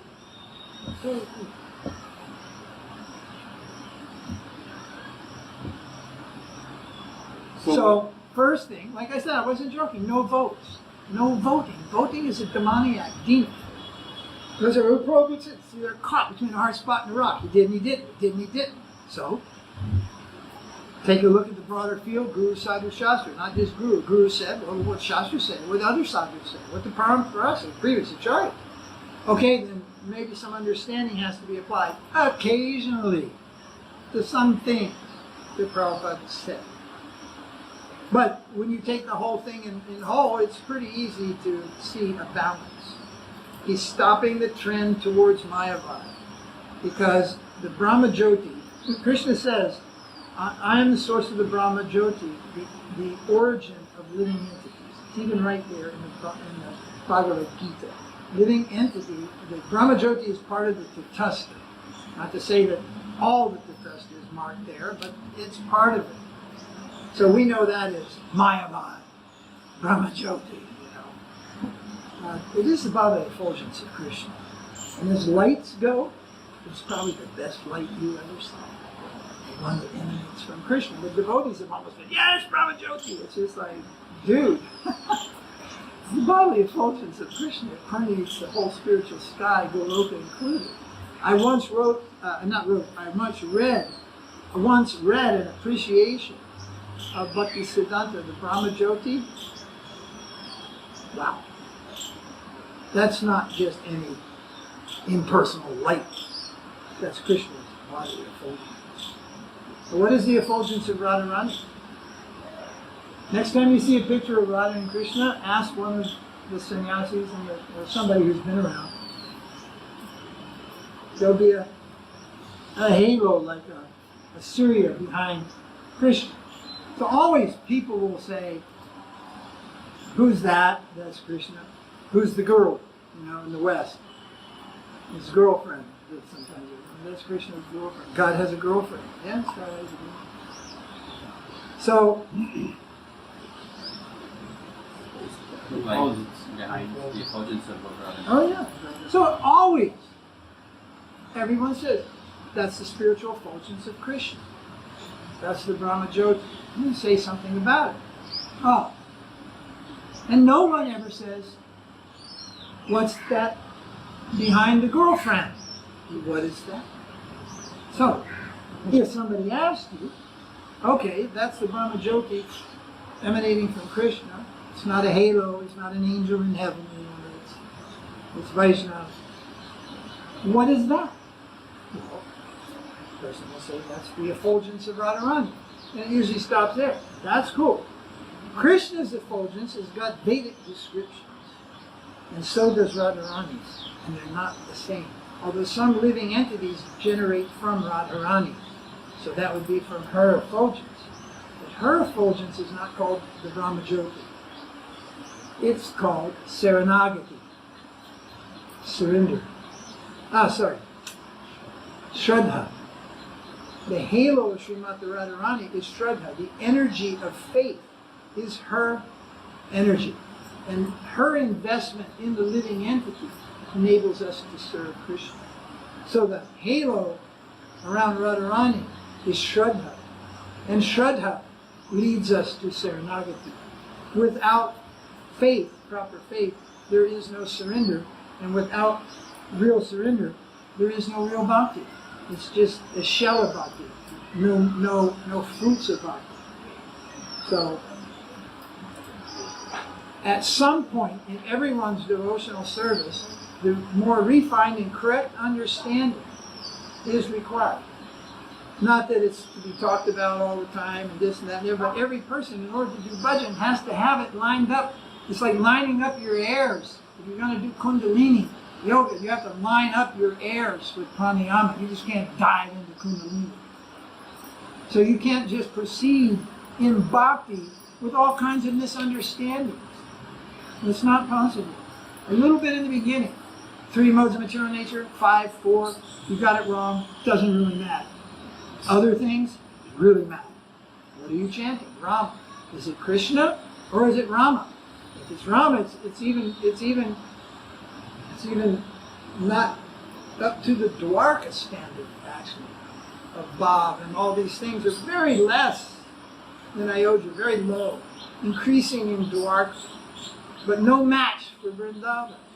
And who are we? What is our line? Who are we? We should understand Vrindavan and not just, oh, this one pond where this happened, this one pond where that happened. Ponds are all over this place. There are ponds everywhere. This isn't about just pond dipping place after place. Understanding is everything in bhajan. If we don't have proper understanding, then bhajan doesn't go forward. Every once in a while, with no understanding, bhajan progresses just due to the name alone. But these things exist for a purpose, and they're to help us. And correct understanding is necessary. If there are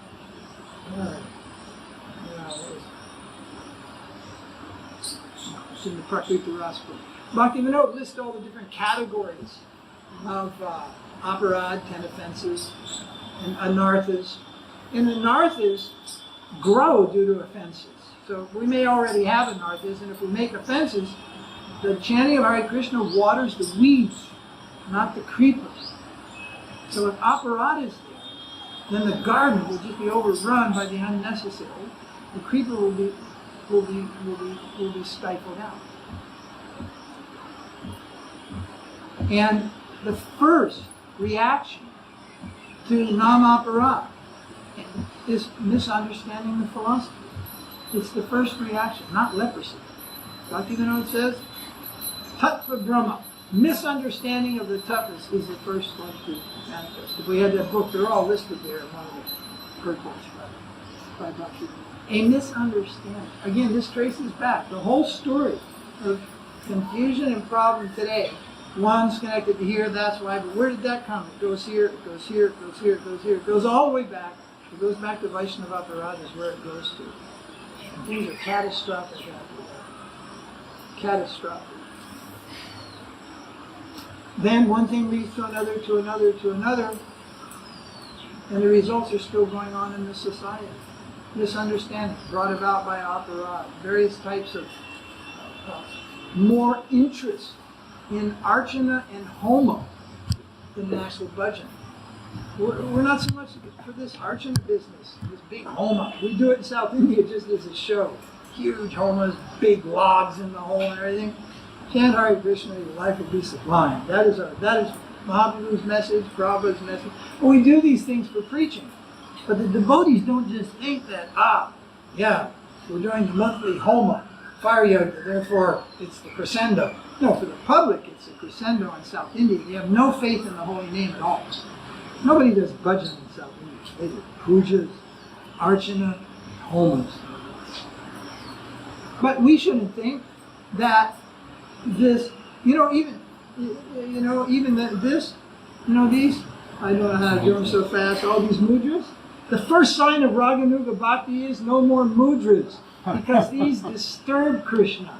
You're coming in front of him and doing all these wiggly things. He's like, what's going on? I call it the Prabhupada Namam standard. Give me 3 drops of water, make the offering. It's not like all this hocus pocus and flapping and doing all this stuff. You can do tilak, it takes 20 minutes to put on tilak. Chanting mantra, all this stuff. That's there, And plus, you should do 99 pranayams before you say Gayatri. That's this one you real fast. You gotta take, and you exhale for 1 minute. For a minute. You do that 99 times, then you say this. That's all there in our books. For what? Putting this in the face of the smartest. You guys got rules? Look at our rules. That's all those rules are for. Just to push the smartest out of the picture. You guys think you got class? Check this out. 99 pranayams, all this stuff. It's like, And once a Sri Vaishnava looked into one of our books that has that, it's a reference book, they were shocked. Those 2 brothers, Sri Vaishnavas, they were shocked about the whole thing, concept of Gayatri, how many pranayamas. And they looked at me and they go, you're doing? I've never done. But I said, yeah, you're doing? Never did. That's what it's for. All those rules, not for us. All those rules, so that the fools who cannot recognize what is simple, pure love of God. So therefore we put a silver coat, diamond coat, gold coat, wool coat, big temple coat, big noise coat, turn up the volume. But really, it's the simplest thing that ever existed. Once all the pretense has gone away, we're only trying to develop love of God. That's it. If you didn't join for that reason, go back and think why you're joining. Prabhupada did say, you need a wife. We have many beautiful young girls. I will give you a wife. You can get everything. But it'd be rather foolish to think, well, I came to the Hare Krishna movement just to get married. Right? Didn't you all come? You know who's the hardest people to join the Hare Krishna movement? The hardest people to convince to join the Hare Krishna movement? You know what I'm going to say? Can you guess? It's not the Muslims. It's the people who are born in Hare Krishna. I say to them all the time, not you, because I don't know you, I say, so, have you decided if you're going to join yet? How old are you, 22? Have you decided yet? Because in the beginning, it's all mommy and daddy said, I didn't have a choice of pictures to look at. It's all Krishna, Krishna, Krishna. It's all Prasad, Prasad, and all this. But then in the end, in adulthood, sometimes these kids realize that, now it's up to me, and they float away. Because they never joined. Just being here isn't enough. No reflection on you, because I don't know who you are. I'm speaking of his daughter, primarily his daughter, who's a wonderful person, but she's been struggling since getting out of her teens and her early adult years with, are you going to join? Is this it? Are you convinced? What is it? And she's actually realizing that as an adult, surrender, japa, none of this stuff is the business of children.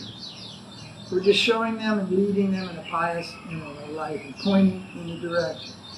You cannot force a son or a daughter or anybody. You can only up to a point. It's an adult decision, whether you're a devotee or not.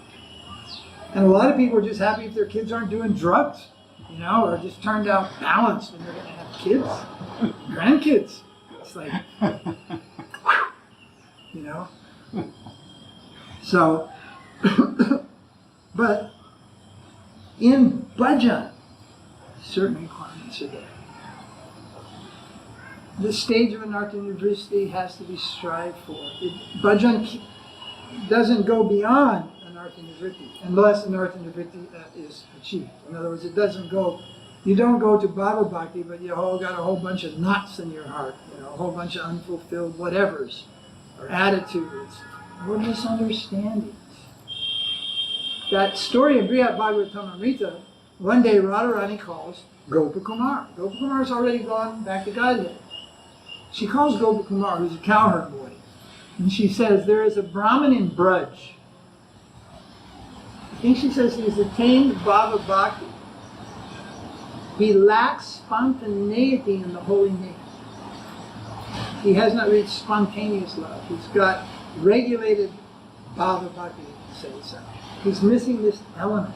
This only comes through direct personal association. And it doesn't say it, but he's older. His gurus left the world long ago. From the spiritual world, Radharani, this is the book Brihat Bhagavatamrita. She sends Gopakumar to enlighten this Brahman by telling him Gopakumar's own experience. And that's the story, how it unfolds.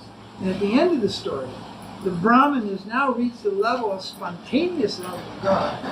And just like at the end of Brahma Kumar's story, he looks and sees Krishna and the cows coming out of the forest in the evening. So similarly, that Brahman, and Gopakumar again looks, so that Brahman has been transported all the way to Goloka during this conversation, Gopakumar. But what he lacked is spontaneity, a type of attraction that can't be given from practice, it can't be gotten from books, it has to be gotten from the person, that highest level of sadhu sangha. So many levels of sadhu sangha come to us, and if it is indeed sadhu sangha, each time it is a representation of Krishna. Guru is one, but he appears in many forms over time. And Prabhupada doesn't look anything like he does here in the spiritual world. But some of my godbrothers think he does. And then I say he must be Vatsalya Ras, then, because he's an old man. You know, and that means he must be a Vatsalya Bhakta. Did you ever read the last thing Prabhupada wrote in terms of books? In the unedited edition of the Bhagavatam, which I just bought one the other day, the last book is only this thick, 10th canto. It's the last, and the last verse, the last two verses, he's describing Lord Brahma and seeing Krishna and the cow. Brahma smearing his eyes with tears. And that description that Prabhupada gives is his last words to us in this world. That should be not just looked at, preserved in a book. It should be put on an altar somewhere. That's Prabhupada's last words before he enters, in many people's opinion, the very scene that she was describing, where Krishna and the cow is coming from the forest. And Prabhupada leaves this world. Of course, time, which is just an energy in this world, it was a couple of weeks between when this happened and that happened. Like when Sridhara sang the song Sri Rupa Manjari, that's at the Disappearance, but that drama took place over 2 weeks. Many people recall many things happened. That happened, I believe he says 2 days or 3 days prior to the departure of Bhakti Siddhanta is when he sang this. First,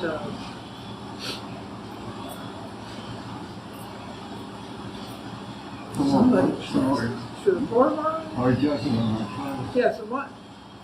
he was called first. Well, first, yeah, and then Sridhar Maharaj was asked to sing, but he didn't sing. And then Judgevar, somebody again started to sing, and that's when Bhakti Siddhanta said, "No, I want to hear Sridhar Maharaj sing." So that's mentioned in this book, in what is it? In Prapanam Jivana, no, where is it? Prapanam Jivana, the prayers of Rupa Goswami in the end. And Sridhar Maharaj writes about that. Let me find it. Where is it?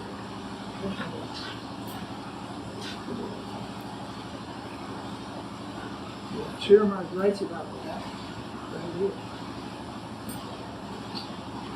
Srila Bhaktisiddhanta Saraswati Thakur Prabhupada handed Srila Maharaj over to the holy lotus feet of Sri Rupa Goswami by having him sing the prayer Sri Rupa Manjari Pada. The ontological position of Srila Maharaj became that of the storehouse keeper of life's greatest gift, that of the position of the servant of the servant in the camp of Rupa Manjari, Sri Rupa Varga, Rupanuga Varga. His intense desire for the dust of the lotus feet of Sri Rupa Goswami is beautifully expressed in his prayer, Sri Rupa Pada Raja Vartana Dasaka. So this is in reference to Sri Rama singing the Sri Rupa Manjari Pada song for Bhakti Siddhanta leading up to his disappearance. And it was taken by everyone present. And it's mentioned by Sridhara Maharaj also. It's confirmed by everybody who was there. And everybody accepted that Sridhara Maharaj was given the chair of the to guard, in his words, guard the gate of the Rupanuga Sampradaya. And he said, visa, no, passport you got. The visa I'm not issuing to everyone. In other words, Mahaprabhu's movement, join Hare Krishna, everybody gets the passport. Right from my own hand, you saw it. Produced. Right there, you saw it, right? Want me to do it again? Want to see it again? So, anyway, back to the... Everyone took it that he's been given this position, highest internal position, passed to Srila Maharaj. He didn't write about that. His godbrothers spoke about that. And they were in mass number. And even Tirtha Maharaj and other people who stood for the properties did not stand against this idea that Sridhar Maharaj was given this position, an internal position, very high position. And that was the opinion of many exalted devotees, not his own. Their opinion was he's given the point of acharya, the representative, the chair. But in his own opinion, he was given the job of a gatekeeper. And never spoke himself about being on a higher plane. But what's inside? I'll tell you one thing. Sudhir told me, I probably shouldn't say these things because it sounds totally sahajya. But one day, Sudhir told me, on the veranda, Sridhar turned to Sudhir and said, I'm standing in the courtyard of Rupa Manjari and I'm trying to relate to you my experience. And then he just walked into his room and shut the door. Now, probably people were looking around for malati plants and peacocks and then, in a kunja. It was up here. And the last time I had darshan of Srila Maharaj, he was asking if it was day or night, and he was also asking, was he lying down or sitting? He had those last few weeks, lying down, sitting, day, night. He wasn't opening his eyes. He was almost completely blind in the end. But he had no idea whether he was laying down or sitting up. And it just so happens he was laying facing the wall. And rather than inconveniencing him to have him turn over, we were all standing above him, putting our hand over him, listening, and for him to hear Govinda Maharaj at point blank range, as loud as a man can yell, shouting into his ear for about 5 minutes before he came back from wherever he was having the experience to the conscious world with the rest of us. And we saw this in Prabhupada too, and I'm sure some devotees can relate their experience of Prabhupada leaving this world and then again manifesting in the external world. So Srila Maharaj's state was like that. And they were trying to relate to him my name, which Govinda Maharaj had chosen. And so they're shouting that name over and over again. And he would then repeat, he would say, Bhakti, ha. And you go, ha. Bhakti, ha. Narasingha. And then they would shout, Bhakti Gaurava, Narasingha. And he would go, Bhakti, Narasingha. So then Govinda Maharaj goes, Puja Ragapata Gaurava Bhangi, Gaurava Bhangi. And then he goes, Bhakti Gaurava Narasingha. And then I became Narasingha. So, but his state was like, not like you experience. And the next morning we were leaving, Sridhara and I, in a vehicle. And this is the last time he was there also. And I tap him on the arm, we're getting in the taxi, and I look up. Sridhara Maharaj's feet were up on some pillows, and they were perfectly framed in the window. His 2 feet were just like that. We were getting in a car, I go, hey, look, darshan. And then Sudhir said, I think we will not see you. Sridhara Maharaj said, yeah. But I don't think we should speak like this when we go back. We were going to different places. And so we didn't. He didn't know. There wasn't any like trying to say what would be the future. But I think it was like, it was about 6 to 7, 8, maybe even 8 weeks later. And Srila Maharaj happened to be there. His car broke down on the bridge. Srila Maharaj was on his way to Calcutta or wherever they were going, and his car broke down. And so he's in the car, and then, you know, Chaitanya Saraswati Mutt's just over there, a couple hundred meters from the bridge. So he says, I'm going to go spend time with Srila Maharaj, you fix the car. And he stayed 3 days. And Srila Maharaj asked him to stay until he left the war. Had him stay. So he stayed for 3 days until he departed. So, you know, it really, you know, when people try to, you know, turn an obvious disaster by and the untimely death of a Vaishnava and try to twist that by some means into Leela, this is a big, big mistake. Big, big mistake. The untimely death of a Vaishnava is just that. Untimely, accidental, tragedy, not Leela. Not Leela. But there are Leelas of the disappearance of great Vaishnavas, and the time of their withdrawing from the world is of no minor importance. Prabhupada manifests an intense desire to go to Govardhan Hill before his disappearance. Ram Puja was coming up, of course, but he was he wanted to go in a bullock cart. He wanted Lokanath Swami to bring the bullock cart. Or we'll do Govardhan Park. This was deep inside, and it was thought if he goes, he'll never survive the bullock cart ride. So it didn't happen. But the thing to note wasn't like, oh, he wanted to go to Govardhan, but that wasn't practical, so we didn't do that. It's like, what is the meaning of that? He's within days of leaving this world. And that Bob, that desire, it isn't because, gee, I never got to see Govardhan in the last 20 years, like somebody lamenting like, well, I've kind of gone everywhere, but I didn't go to Raul, so if we could go to Raul, that'd be cool. And you get that stuff today from all kind of people, sightseeing. He wasn't like, I need to go on a sightseeing tour. That was his internal Bob. And the chapter he's working on is when Brahma had hid the boys in the cow in the caves, and all this is the cowherd boys and Govardhan. That's what he's translating leading up to his departure. He's practically sitting up in his bed with that desire. We should note that. Similarly, Kartik was not important in the Hare Krishna movement in the time of Prabhupada. Kartik, nobody came to Kartik. Yeah, you come to Kartik. This is a Christmas marathon. Kartik? Nobody came to Kartik.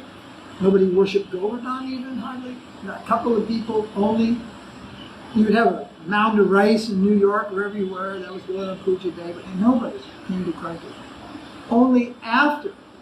So we say that Prabhupada chose his disappearance in the month of Kartik, thus the best till last, bringing us all to Kartik in the last gesture of his Leela, but not in the beginning of it. No one came to Kartik. You just, wherever you were. 2 times, there are only 2 places where all the devotees would come at one time. Gaur Purnima festival is supposed to be a 2-month festival, 1 month in Mayapur, 1 month in Vrindavan. And Prabhupada writes, why? Because while preaching, you become contaminated. It's right there in his books. The preachers, while going out to fight Maya, actually become contaminated by that preaching. And he says, so they should return to Mayapur and Vrindavan, bathing in Ganga and Jamuna, doing kirtan and studying. And he gives a little short thing, 2-month festival every year. Now, who knows? I haven't seen a 2-month festival since I don't know when. So what, but Kartik wasn't in the Janmashtami? Yes. Gaur Purnimas? Yes. Well, that was it. Everything else was secondary, almost no focus. Baladev Purnima, Nityananda Charyadasi, Nisringa Chaturdasi, nothing. Just Gaur Purnima, Janmashtami. Had Prabhupada disappeared in another time, I don't know if we'd all be coming to Kartik. There wouldn't have been a precedence for it. It would have just been another thing the Gaudiya Math does. Kartik saved. So we say he chose that time of his disappearance. He showed that intensity and his desire to go to Govardhan. And once Haridas Babaji came, Prabhupada was making sound. It must be recorded in somebody's memoirs by now. And he was making sounds, and it worried the devotees. He's making sounds. When Babaji came and sat with Prabhupada, he said, no, it's all right. He's entering Krishna Leela. This is ordinary, common. He'll be making such sounds. So, just going in a second isn't the way all great Vaishnavas lead. There's a period of their manifest departure, Leela. And it can be very instructive to us. And usually, there's some instruction on the external plane, but really what's of value is the internal. What can be gathered there internally is more instructive. So people may think that what's lacking, book distribution dropped off. Yeah, it did. We used to do 1 million back to Godheads a month. 1 million. Mine were passed out to Africans. But, nonetheless, worldwide 1 million. Then it dropped down to 3,000 max. So those things are important. However, don't think that just the movement suffers because we didn't pass out enough books. Millions of people have books. For who reads them? I wonder what stories people read anymore. When they read Prabhupada's books, what do they read? Just the prasadam pastimes, Haribol pastime? I used to think, well, householders don't read these books, that's for sure. Prabhupada puts down a lot of, things about family attachment and all these things. I never speak on those things. I figure everybody must have figured it out by now.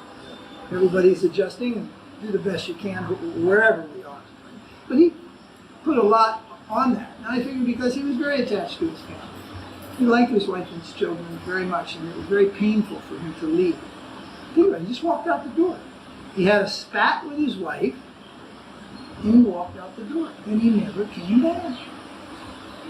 You can't tell me that he wasn't pained, that he had no love for his children. You say, yeah, children are everywhere. Prabhupada is a person with much love. And he could share that. And look at him, pictures of him playing with little children when he first came to America and stuff like that. He wasn't a block of ice. Love all means, love Krishna means love all. He has love of Krishna, and he can show love even to a small child, to a family, to somebody.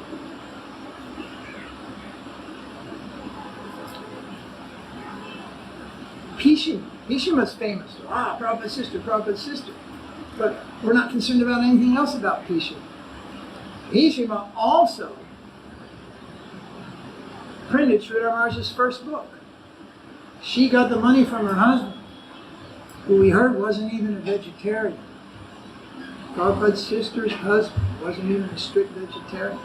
She was initiated by Bhaktisiddhanta Harinam, second initiation by Saranga Goswami, and when Prabhupada and Sridhar Maharaj lived together, Prabhupada in the Griha, Sridhar Maharaj in the Ashram, connected buildings, he compiled Prapanam Jivanamrita. And in 1943, I believe that's the first printing. And Bhishma got the money from her husband, and he paid for the printing. Now, I used to have Prabhupada's personal copy of Sridhar Maharaj's book, Prapanam Jivanamrita. And in it, Prabhupada, there are 11 signatures of Prabhupada in one book, including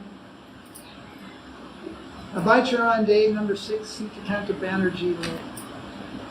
Then when he became Bhakti Vedanta, Bhakti Siddhanta doesn't appear in it. But when he became Bhakti Vedanta, it's A.C. Bhakti Vedanta. And he writes the A like this. Understand? Now Prabhupada writes the A. So, you know what I'm saying? Like a fat A, A-C. Understand? And it's going off like that. In the beginning, he didn't write like that. He made an A like this. Right? But there were lots of zip, zip, zip, zip. You know, he was really going like this, right? And that signature is in there twice. Then his signature changes. It's a whole anthology of Prabhupada's signature. And Sridhar Maharaj is one book, Prapanam Jivanamrita. I gave that to a godbrother. I banged my head because if I could go back in time, I'd give it something else. I gave it to Triple I Maharaj. Anyway, well, who knows? Well, everybody in Gaudiya Math, everybody in Sridhar Maharaj's ashram knows that more or less. Everybody knows because Bhishma was just more than Prabhupada's sister. She was also a disciple of Bhakti Siddhanta. She also had second initiation from Saranga Goswami. She's connected in to the Vaishnava world, which is what we like to think of as the better end of the Gaudiya Math, which continues. So in that, you know, I saw her once in Prabhupada's foyer, just out where the secretary would be. And I came out at a moment where Haridas Babaji was just about ready to come in the room. When I came out as a sannyasi, she stood up, gave pranams, and then she had a bottle of Ganges water in her hand and wanted to give me some tirtham. In South India, you're supposed to fold this finger. Can you do this? Here in Vrindavan, they go like this, right? But in South India, you have to go like this. They'll hit you with a spoon. Put your finger like this, that's my habit. So she gives me Ganges, and she's saying Ganga Jal, Ganga Jal. So she gives me some Ganga Jal, right? And then she turns around and sprinkles the water where she was sitting. So much for call me Prabhu. Her humility was, wherever I sit, I should purify that place. And so she carried Ganges water. And when she was getting ready to leave, she sprinkled it on the seat. Now I offer my obeisances. Return to such Vaishnavis. But the ones that are saying, call me Prabhu, it's like, what they have to offer? Nothing. Why do you want to be called Lord? Call me Master. Very wrong way. Then, so I'm in awe and amazed by all this, and plus got some Ganga Jal. In walks Haridas Babaji in his typical laugh, and she immediately is on it. Baba, I've got Ganga water, man. What they're saying, but they're both lit up, and she's this old and doing and done, they're taking water and Haribol, and they're going to see Prabhupada, and I went back in. And that's the time he jumped up on Prabhupada's bed, just came in, the rest of us obeisances, sitting around, he just comes in and just literally just hops up on Prabhupada's bed and sits cross-legged right by Prabhupada's head. And starts singing, Jaya Prabhupada, Jaya Prabhupada. And we're all thinking, wow, he's not singing. He's singing. Prabhupada's Prabhupada. That's who he's singing. He's not calling, singing out. But we're not connecting any of the dots at the time, other than, the water.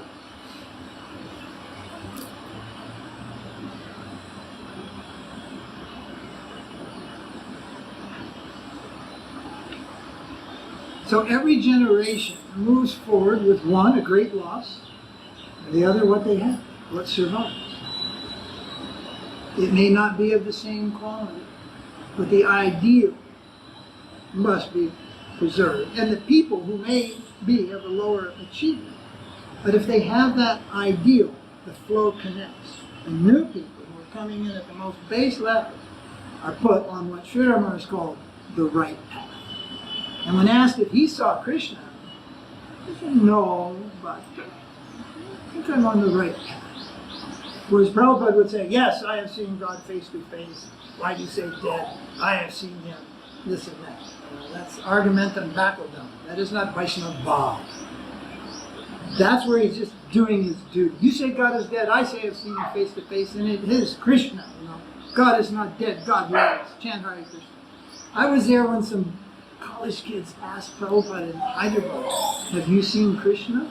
And I was like, oh gee, one of those questions. It was an evening darshan. And these college kids came in, sat at the back. Prabhupada was on any race. Swami, we have a question. Yeah, please. Have you seen Krishna? So then Prabhupada says, do you think we are fools? And immediately these boys are like frozen to their chairs, their seats. Prabhupada said, do you think we are fools? That we'll go on with this Hare Krishna and we have not seen Krishna? And then he goes, all of these foreigners, they have seen Krishna. I was sitting right close, hugging the neck. And I was like, wow, here we go again, stretching it for somebody's benefit. We have all seen Krishna. They have all seen Krishna. Hey, do you want to see Krishna? I can. No. Do you want to see Krishna? You don't want to see Krishna. You want to see Krishna? We'll come Mangal Arti tomorrow morning, Radha Damodar at 4:30. Krishna right there. And that's what Prabhupada said to them. Finally he said, do you want to see Krishna? And finally they said, yes, Swami. He said, you'll come tomorrow morning, Mangal Arti at 4:30. Krishna there. And then he went on about, we cannot see Krishna in Leela, this nonsense. You come here to the temple, Krishna is here. So we are engaged in the temple worship of this Astakaliya Leela. You're addressing Krishna if you are in such fortunate position. You're bathing Radha and Krishna. You're addressing him. I mean, you have to get Mother Yasoda out of the way in eternity before you can do that. But here, you're given a chance to do that, and doing that in Vrindavan.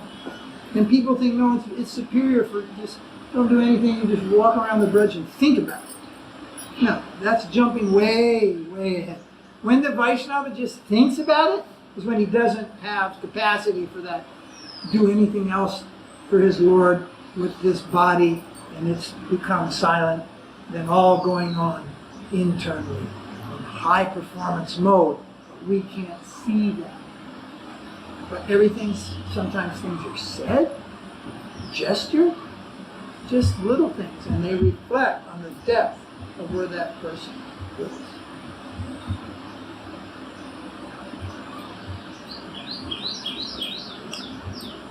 But after that, immediate loss for everybody, total darkness, it seemed. But some people thought they carried the light.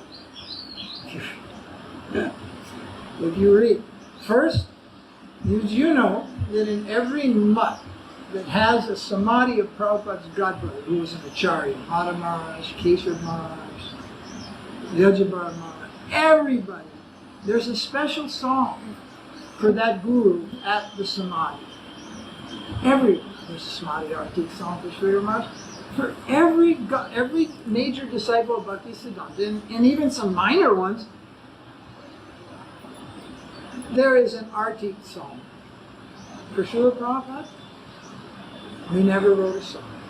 We did in South India 20, 30 years ago. We wrote several songs glorifying Prabhupada, but one of them is the artik song. It's sung at the we have a Pushpa Samadhi, so it's sung. Samsara Dava is a very generic mantra. It's not specific to the Guru. Shri Guru Charana Padma is another generic mantra for the Guru. But what happened was, this is so fun, what happened was, right after the disappearance of Prabhupada, they made a song glorifying the Chosen 11. It was made the first year. No song to glorify Prabhupada, but there was a song to glorify the new Gurus. And it was modeled after Srila Maharaj's song, Jai Sachinandana, Surabhumi Mandana. It was modeled on everything is Jais, and the names of Jai Murari Gupta, Jai this, Jai that, all the way through. The Jais are the principal associate. So the song was about the 11 and the glorification. There was no time of remorse, there was no time of sadness, there was no time of reflection. It was business as usual. Prabhupada is gone. We're going out to the airport. 9:15, the van leaves. Nothing stopped. I was in the Sankirtan Airport Center in St. Paul, Minneapolis, Radha Damodar Party Center. Myself and Mike Hotma and some others. Just out in Sankirtan. We didn't know what else to do. Just everything went. And it's true, when the devotees were called, Prabhupada wanted everybody to come. You couldn't imagine this. There was a meeting. Prabhupada, at least 1,000 devotees will come. Let them come. Prabhupada, this will cost $1 million out of pocket. Let them come. Prabhupada, these will be your book distributors above all. Book distribution will virtually come to a stop. Let them come. Then the last thing was, send a telegram. So the telegram was sent for everybody to come to Prabhupada's side, all his disciples, as many as possible. In the end, nobody came. Had they come, could have changed history. Had they come, could have changed history. And why they didn't come? Financial consideration only. Book points consideration. And probably that's where we missed the greatest opportunity of ever. If everyone would have come, I would put forth the idea, Prabhupada may not have left. He could have stayed as long as Krishna wanted him to. The fact is, the desire to have Prabhupada here wasn't that strong. Keep him here. The guru of that quality is not kept here by prarabdha karma, number of breaths at birth, anything an astrologer can tell us, or anything other than the will of Krishna. And the intensity of the disciples is what holds. So my wake-up call was, after being a brahmachari book distributor for 6.5 years, I became a sannyasi, and suddenly I could enter Prabhupada's room, I could go on any morning walk, and guess what? I shared a room with other people. I never saw so much Maya in my life. I mean, brahmachari ashram, we were studying slokas, reading books. Sannyasi ashram was a bunch of goobers cutting up with jokes, hee-hawing around, and spinning nunchucks and martial art. Prabhupada right downstairs. And that's when he sits on the vyasana the last time and asks for a Chitananda to sing. He isn't there. He asks for Brahmananda. He's not there. He asks for another one. He's not there. They're all upstairs goobering. And Prabhupada's on the vyasa side. And he's ill. And then finally he just sits there in silence in Mayapur. There's films of it. And then Jayatirtha asks. He leans over and says, I can sing, Prabhupada. And Prabhupada says, moves his hand. Jayatirtha sang. When he finished singing, he said the Jayams, and Prabhupada got up off the vyasana and went to his room and never sat on the vyasana to speak to them. And that picture, if the film exists or parts of it, the picture is, I learned early on, if you sit next to Prabhupada, you can't hear anything he's saying. He's talking softly into a microphone. And if you're sitting a little behind him, you see all those pictures, all the sannyasis are gathered around, I figured out the best place to be is sitting by the speaker about, 30 feet over. And so I would sit by the speaker and I would look, and I could always see him clearly. And that started me on a collision course with the status quo in ISKCON, because I wasn't joining the all boys club. I wish my Dunda sat with the devotees where I could see and listen. I mean, I went up there and did the whole thing, but you can't. You're better off over here, a little distant and below, than trying to get so close. Morning walks, the same thing. Unless you were right next to Prabhupada, you couldn't hear him speak. And the whole thing was jockeying as you walked around the corner. Nobody wanted to push the other guy, but if you didn't come out on the inner circle when he spoke, you couldn't hear. You couldn't hear what he said.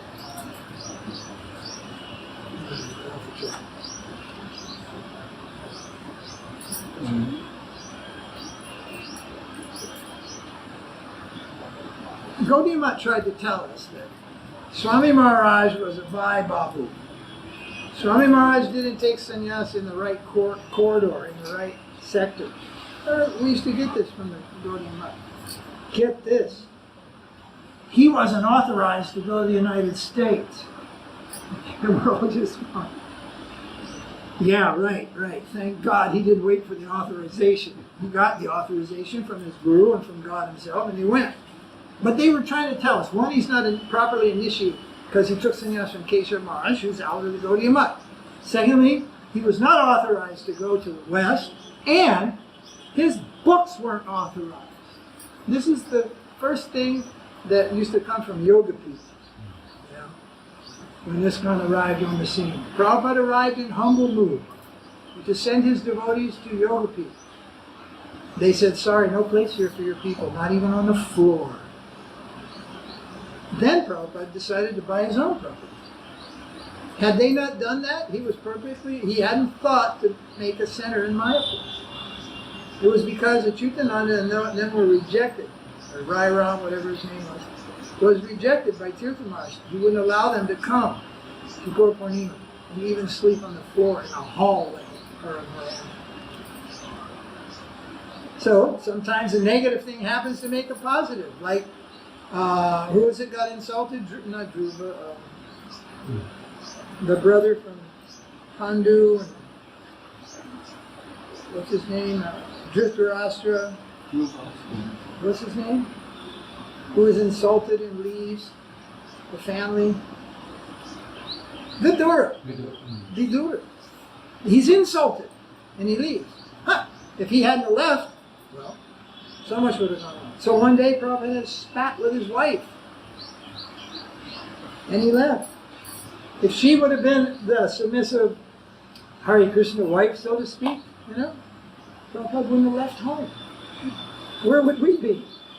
Krishna made the arrangement. She hawked his Bhagavatams for tea biscuits. And Prabhupada said, tea or me?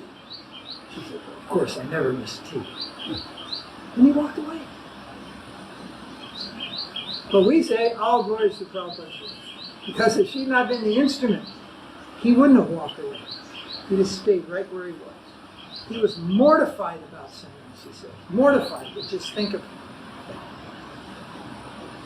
Once there's a story, Govinda Maharaj comes running over as a young boy and says, oh, Baba, Sridhara Maharaj is calling you for prasadam. What prasadam? And Govinda was a boy, 16, 17, he said, usual morning muri means puffed rice. It's standard septicodices and Sridhara Maharaj's temples and Gaudiya Math forever. Puffed rice is breakfast. Prabhupada says, puffed rice? That is cheating the stomach. Tell Sridhara Maharaj to come here for Puri subject. This is how they live. Very sweet together. But the Ritvik idea tried to come forward at that time. There was a whole thing that didn't go. But you can see in this kind of time, Ritvik has taken root. Big, hundreds of millions of dollars, big temples beyond measure, belief. It's like, how's it possible? Other things, so many things taking root.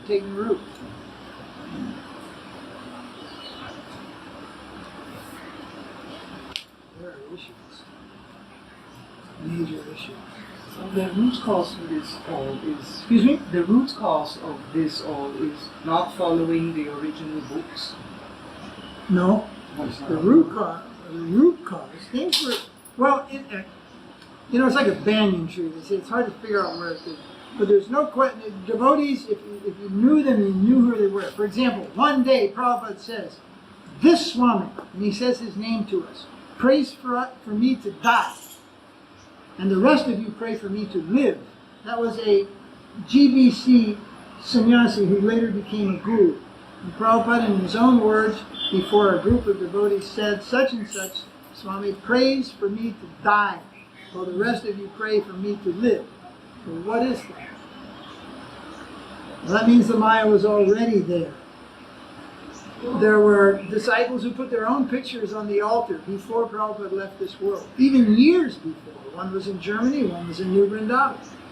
They had this become the guru thing in them, even while Prabhupada was living, what to speak of afterwards. So there were material designs. Who will be guru?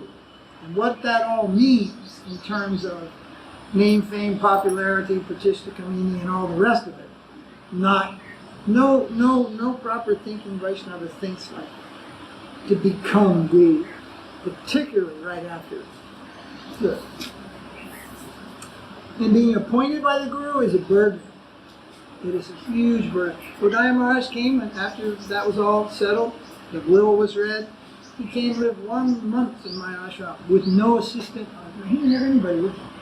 He came alone and spent 1 month in my ashram just so he could think of what has to going forward. He came for some time alone just to think. But we never did that. Nothing skipped. Not a day's book distribution, not a Sunday feast, not a nada. And what people did do was, there was designs. Some people wanted to move into Prabhupada's rooms in Juhu. That was the first fight. When such and such person wanted to occupy the new rooms in the tower.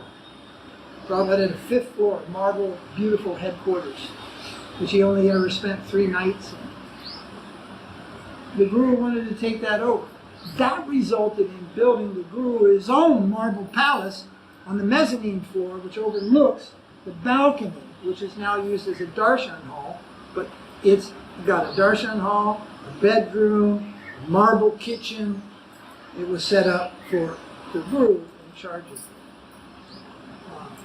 The first announcement and meeting of the populace of Bombay, a meeting was called. Nearly 1,000 life members, top people came. And when the curtain opened, there was the new Guru sitting on a gigantic red seat. And even the Hindus thought this was a little bit pretentious. So soon after the disappearance of Prabhupada, these kind of things again. So anyway, there are stories, but there were many things and it built it up to throwing devotees out by the thousands, and it finally culminated in an offense to Srila Maharaj. And after that, it looks like it's broken. It's not bent. It's broken. Lots and lots of things. But they've apologized for that 3 or 4 times in writing. That's not a secret. The GBC's apologized. The problem is there's been no rectification after apology. Like I'll say, I don't want apologies. Just do the right thing. Even when somebody, something happens, you may think to yourself, look, I don't need an apology from you. Like a neighbor or something has encroached on you. I just need you to do the right thing. I'm not here to humiliate you or make an apology. Do the right thing. That's where they fail every time. They don't do the right thing. They don't correct people of the incorrect vision that they preached of Srila Maharaj for decades. They don't correct it. People have to find it on their own. So, then the rumor will spread that I've come here and I'm trying to steal men and women from this country. Same old. They do it every time. That's why we're a little shy of getting too close. So here we are today, 2016, 21st century. Books are important, and to discuss those books with like-minded souls, very important. and any of the, we would say, senior or older association who can bring to our ear both anecdote and substance, is helpful. That is helpful for us. But I can tell you that the disciple in the right situation has a different vision of his guru, regardless of what a godbrother may think or anybody else. There's a zone of privacy between guru and disciple. That's a gorilla. Look at that. Look at that. Wow. And you're not protected. In Radha Damodar, we all live in cages. The monkeys roam free. We hide in cages, you know. Well, I'm bending over to look for something. No, I think I was cutting my fingernails. Something in a garbage can. And I bend over, and all of a sudden, there go my glasses. The monkey just goes whoop, whoop, Through the grill. through the grill. And he's outside the grill. Yeah.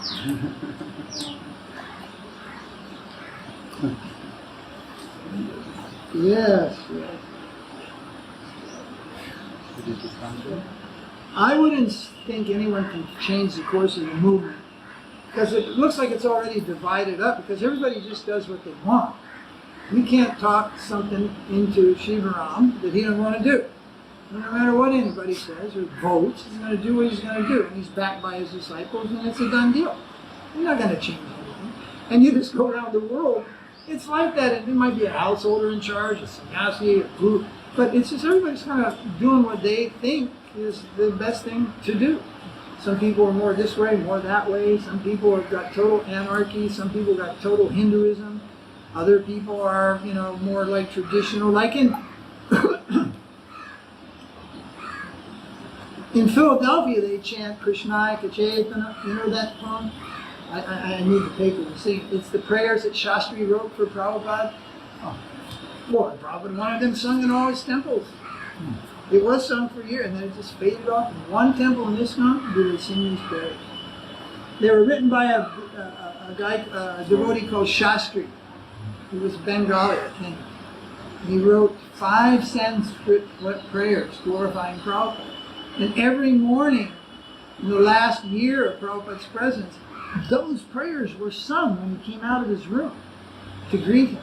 These prayers, he liked them very much. And they were sung all over the world in that time. By this time this year, in ISKCON, they're sung maybe in only one temple. That's Philadelphia. Govinda has kept that. And they recite those before they do Guru Puja, keeping it alive. So when we love somebody, when things are important, you know, these things should not fade away so easily. Either the external memorabilia, we should not lose the feeling that we have for that, what we call memorabilia, the divinity of his cloth, his shoe, or any of these things have not diminished from day one. They are the same. We have to preserve those things, but the most important thing is to preserve the correct process and understanding of Bhakti Yoga, because that's what's produced all this. The Holy Name made all of this. Not an inheritance, not us collecting, not technique. Actually, the Holy Name has manifested all the opulence of the Krishna consciousness. Now you can challenge me and say, well, wait a minute. We're really, really opulent. Krishna is manifesting a lot of opulence. How can you say something's wrong? So I was speaking ideally. Vaishnava Aparad is also another cause of material opulence for Vaishnava. Maybe we should go commit a couple aparads, because we sure could use some cash. Then repent the aparads, keep the cash. To the point where I said, yeah, elaborate worship and followers and great wealth also come due to Vaishnava Aparad. Tricky business, Krishna consciousness. All right, let's wind it up here. Open and ready to go.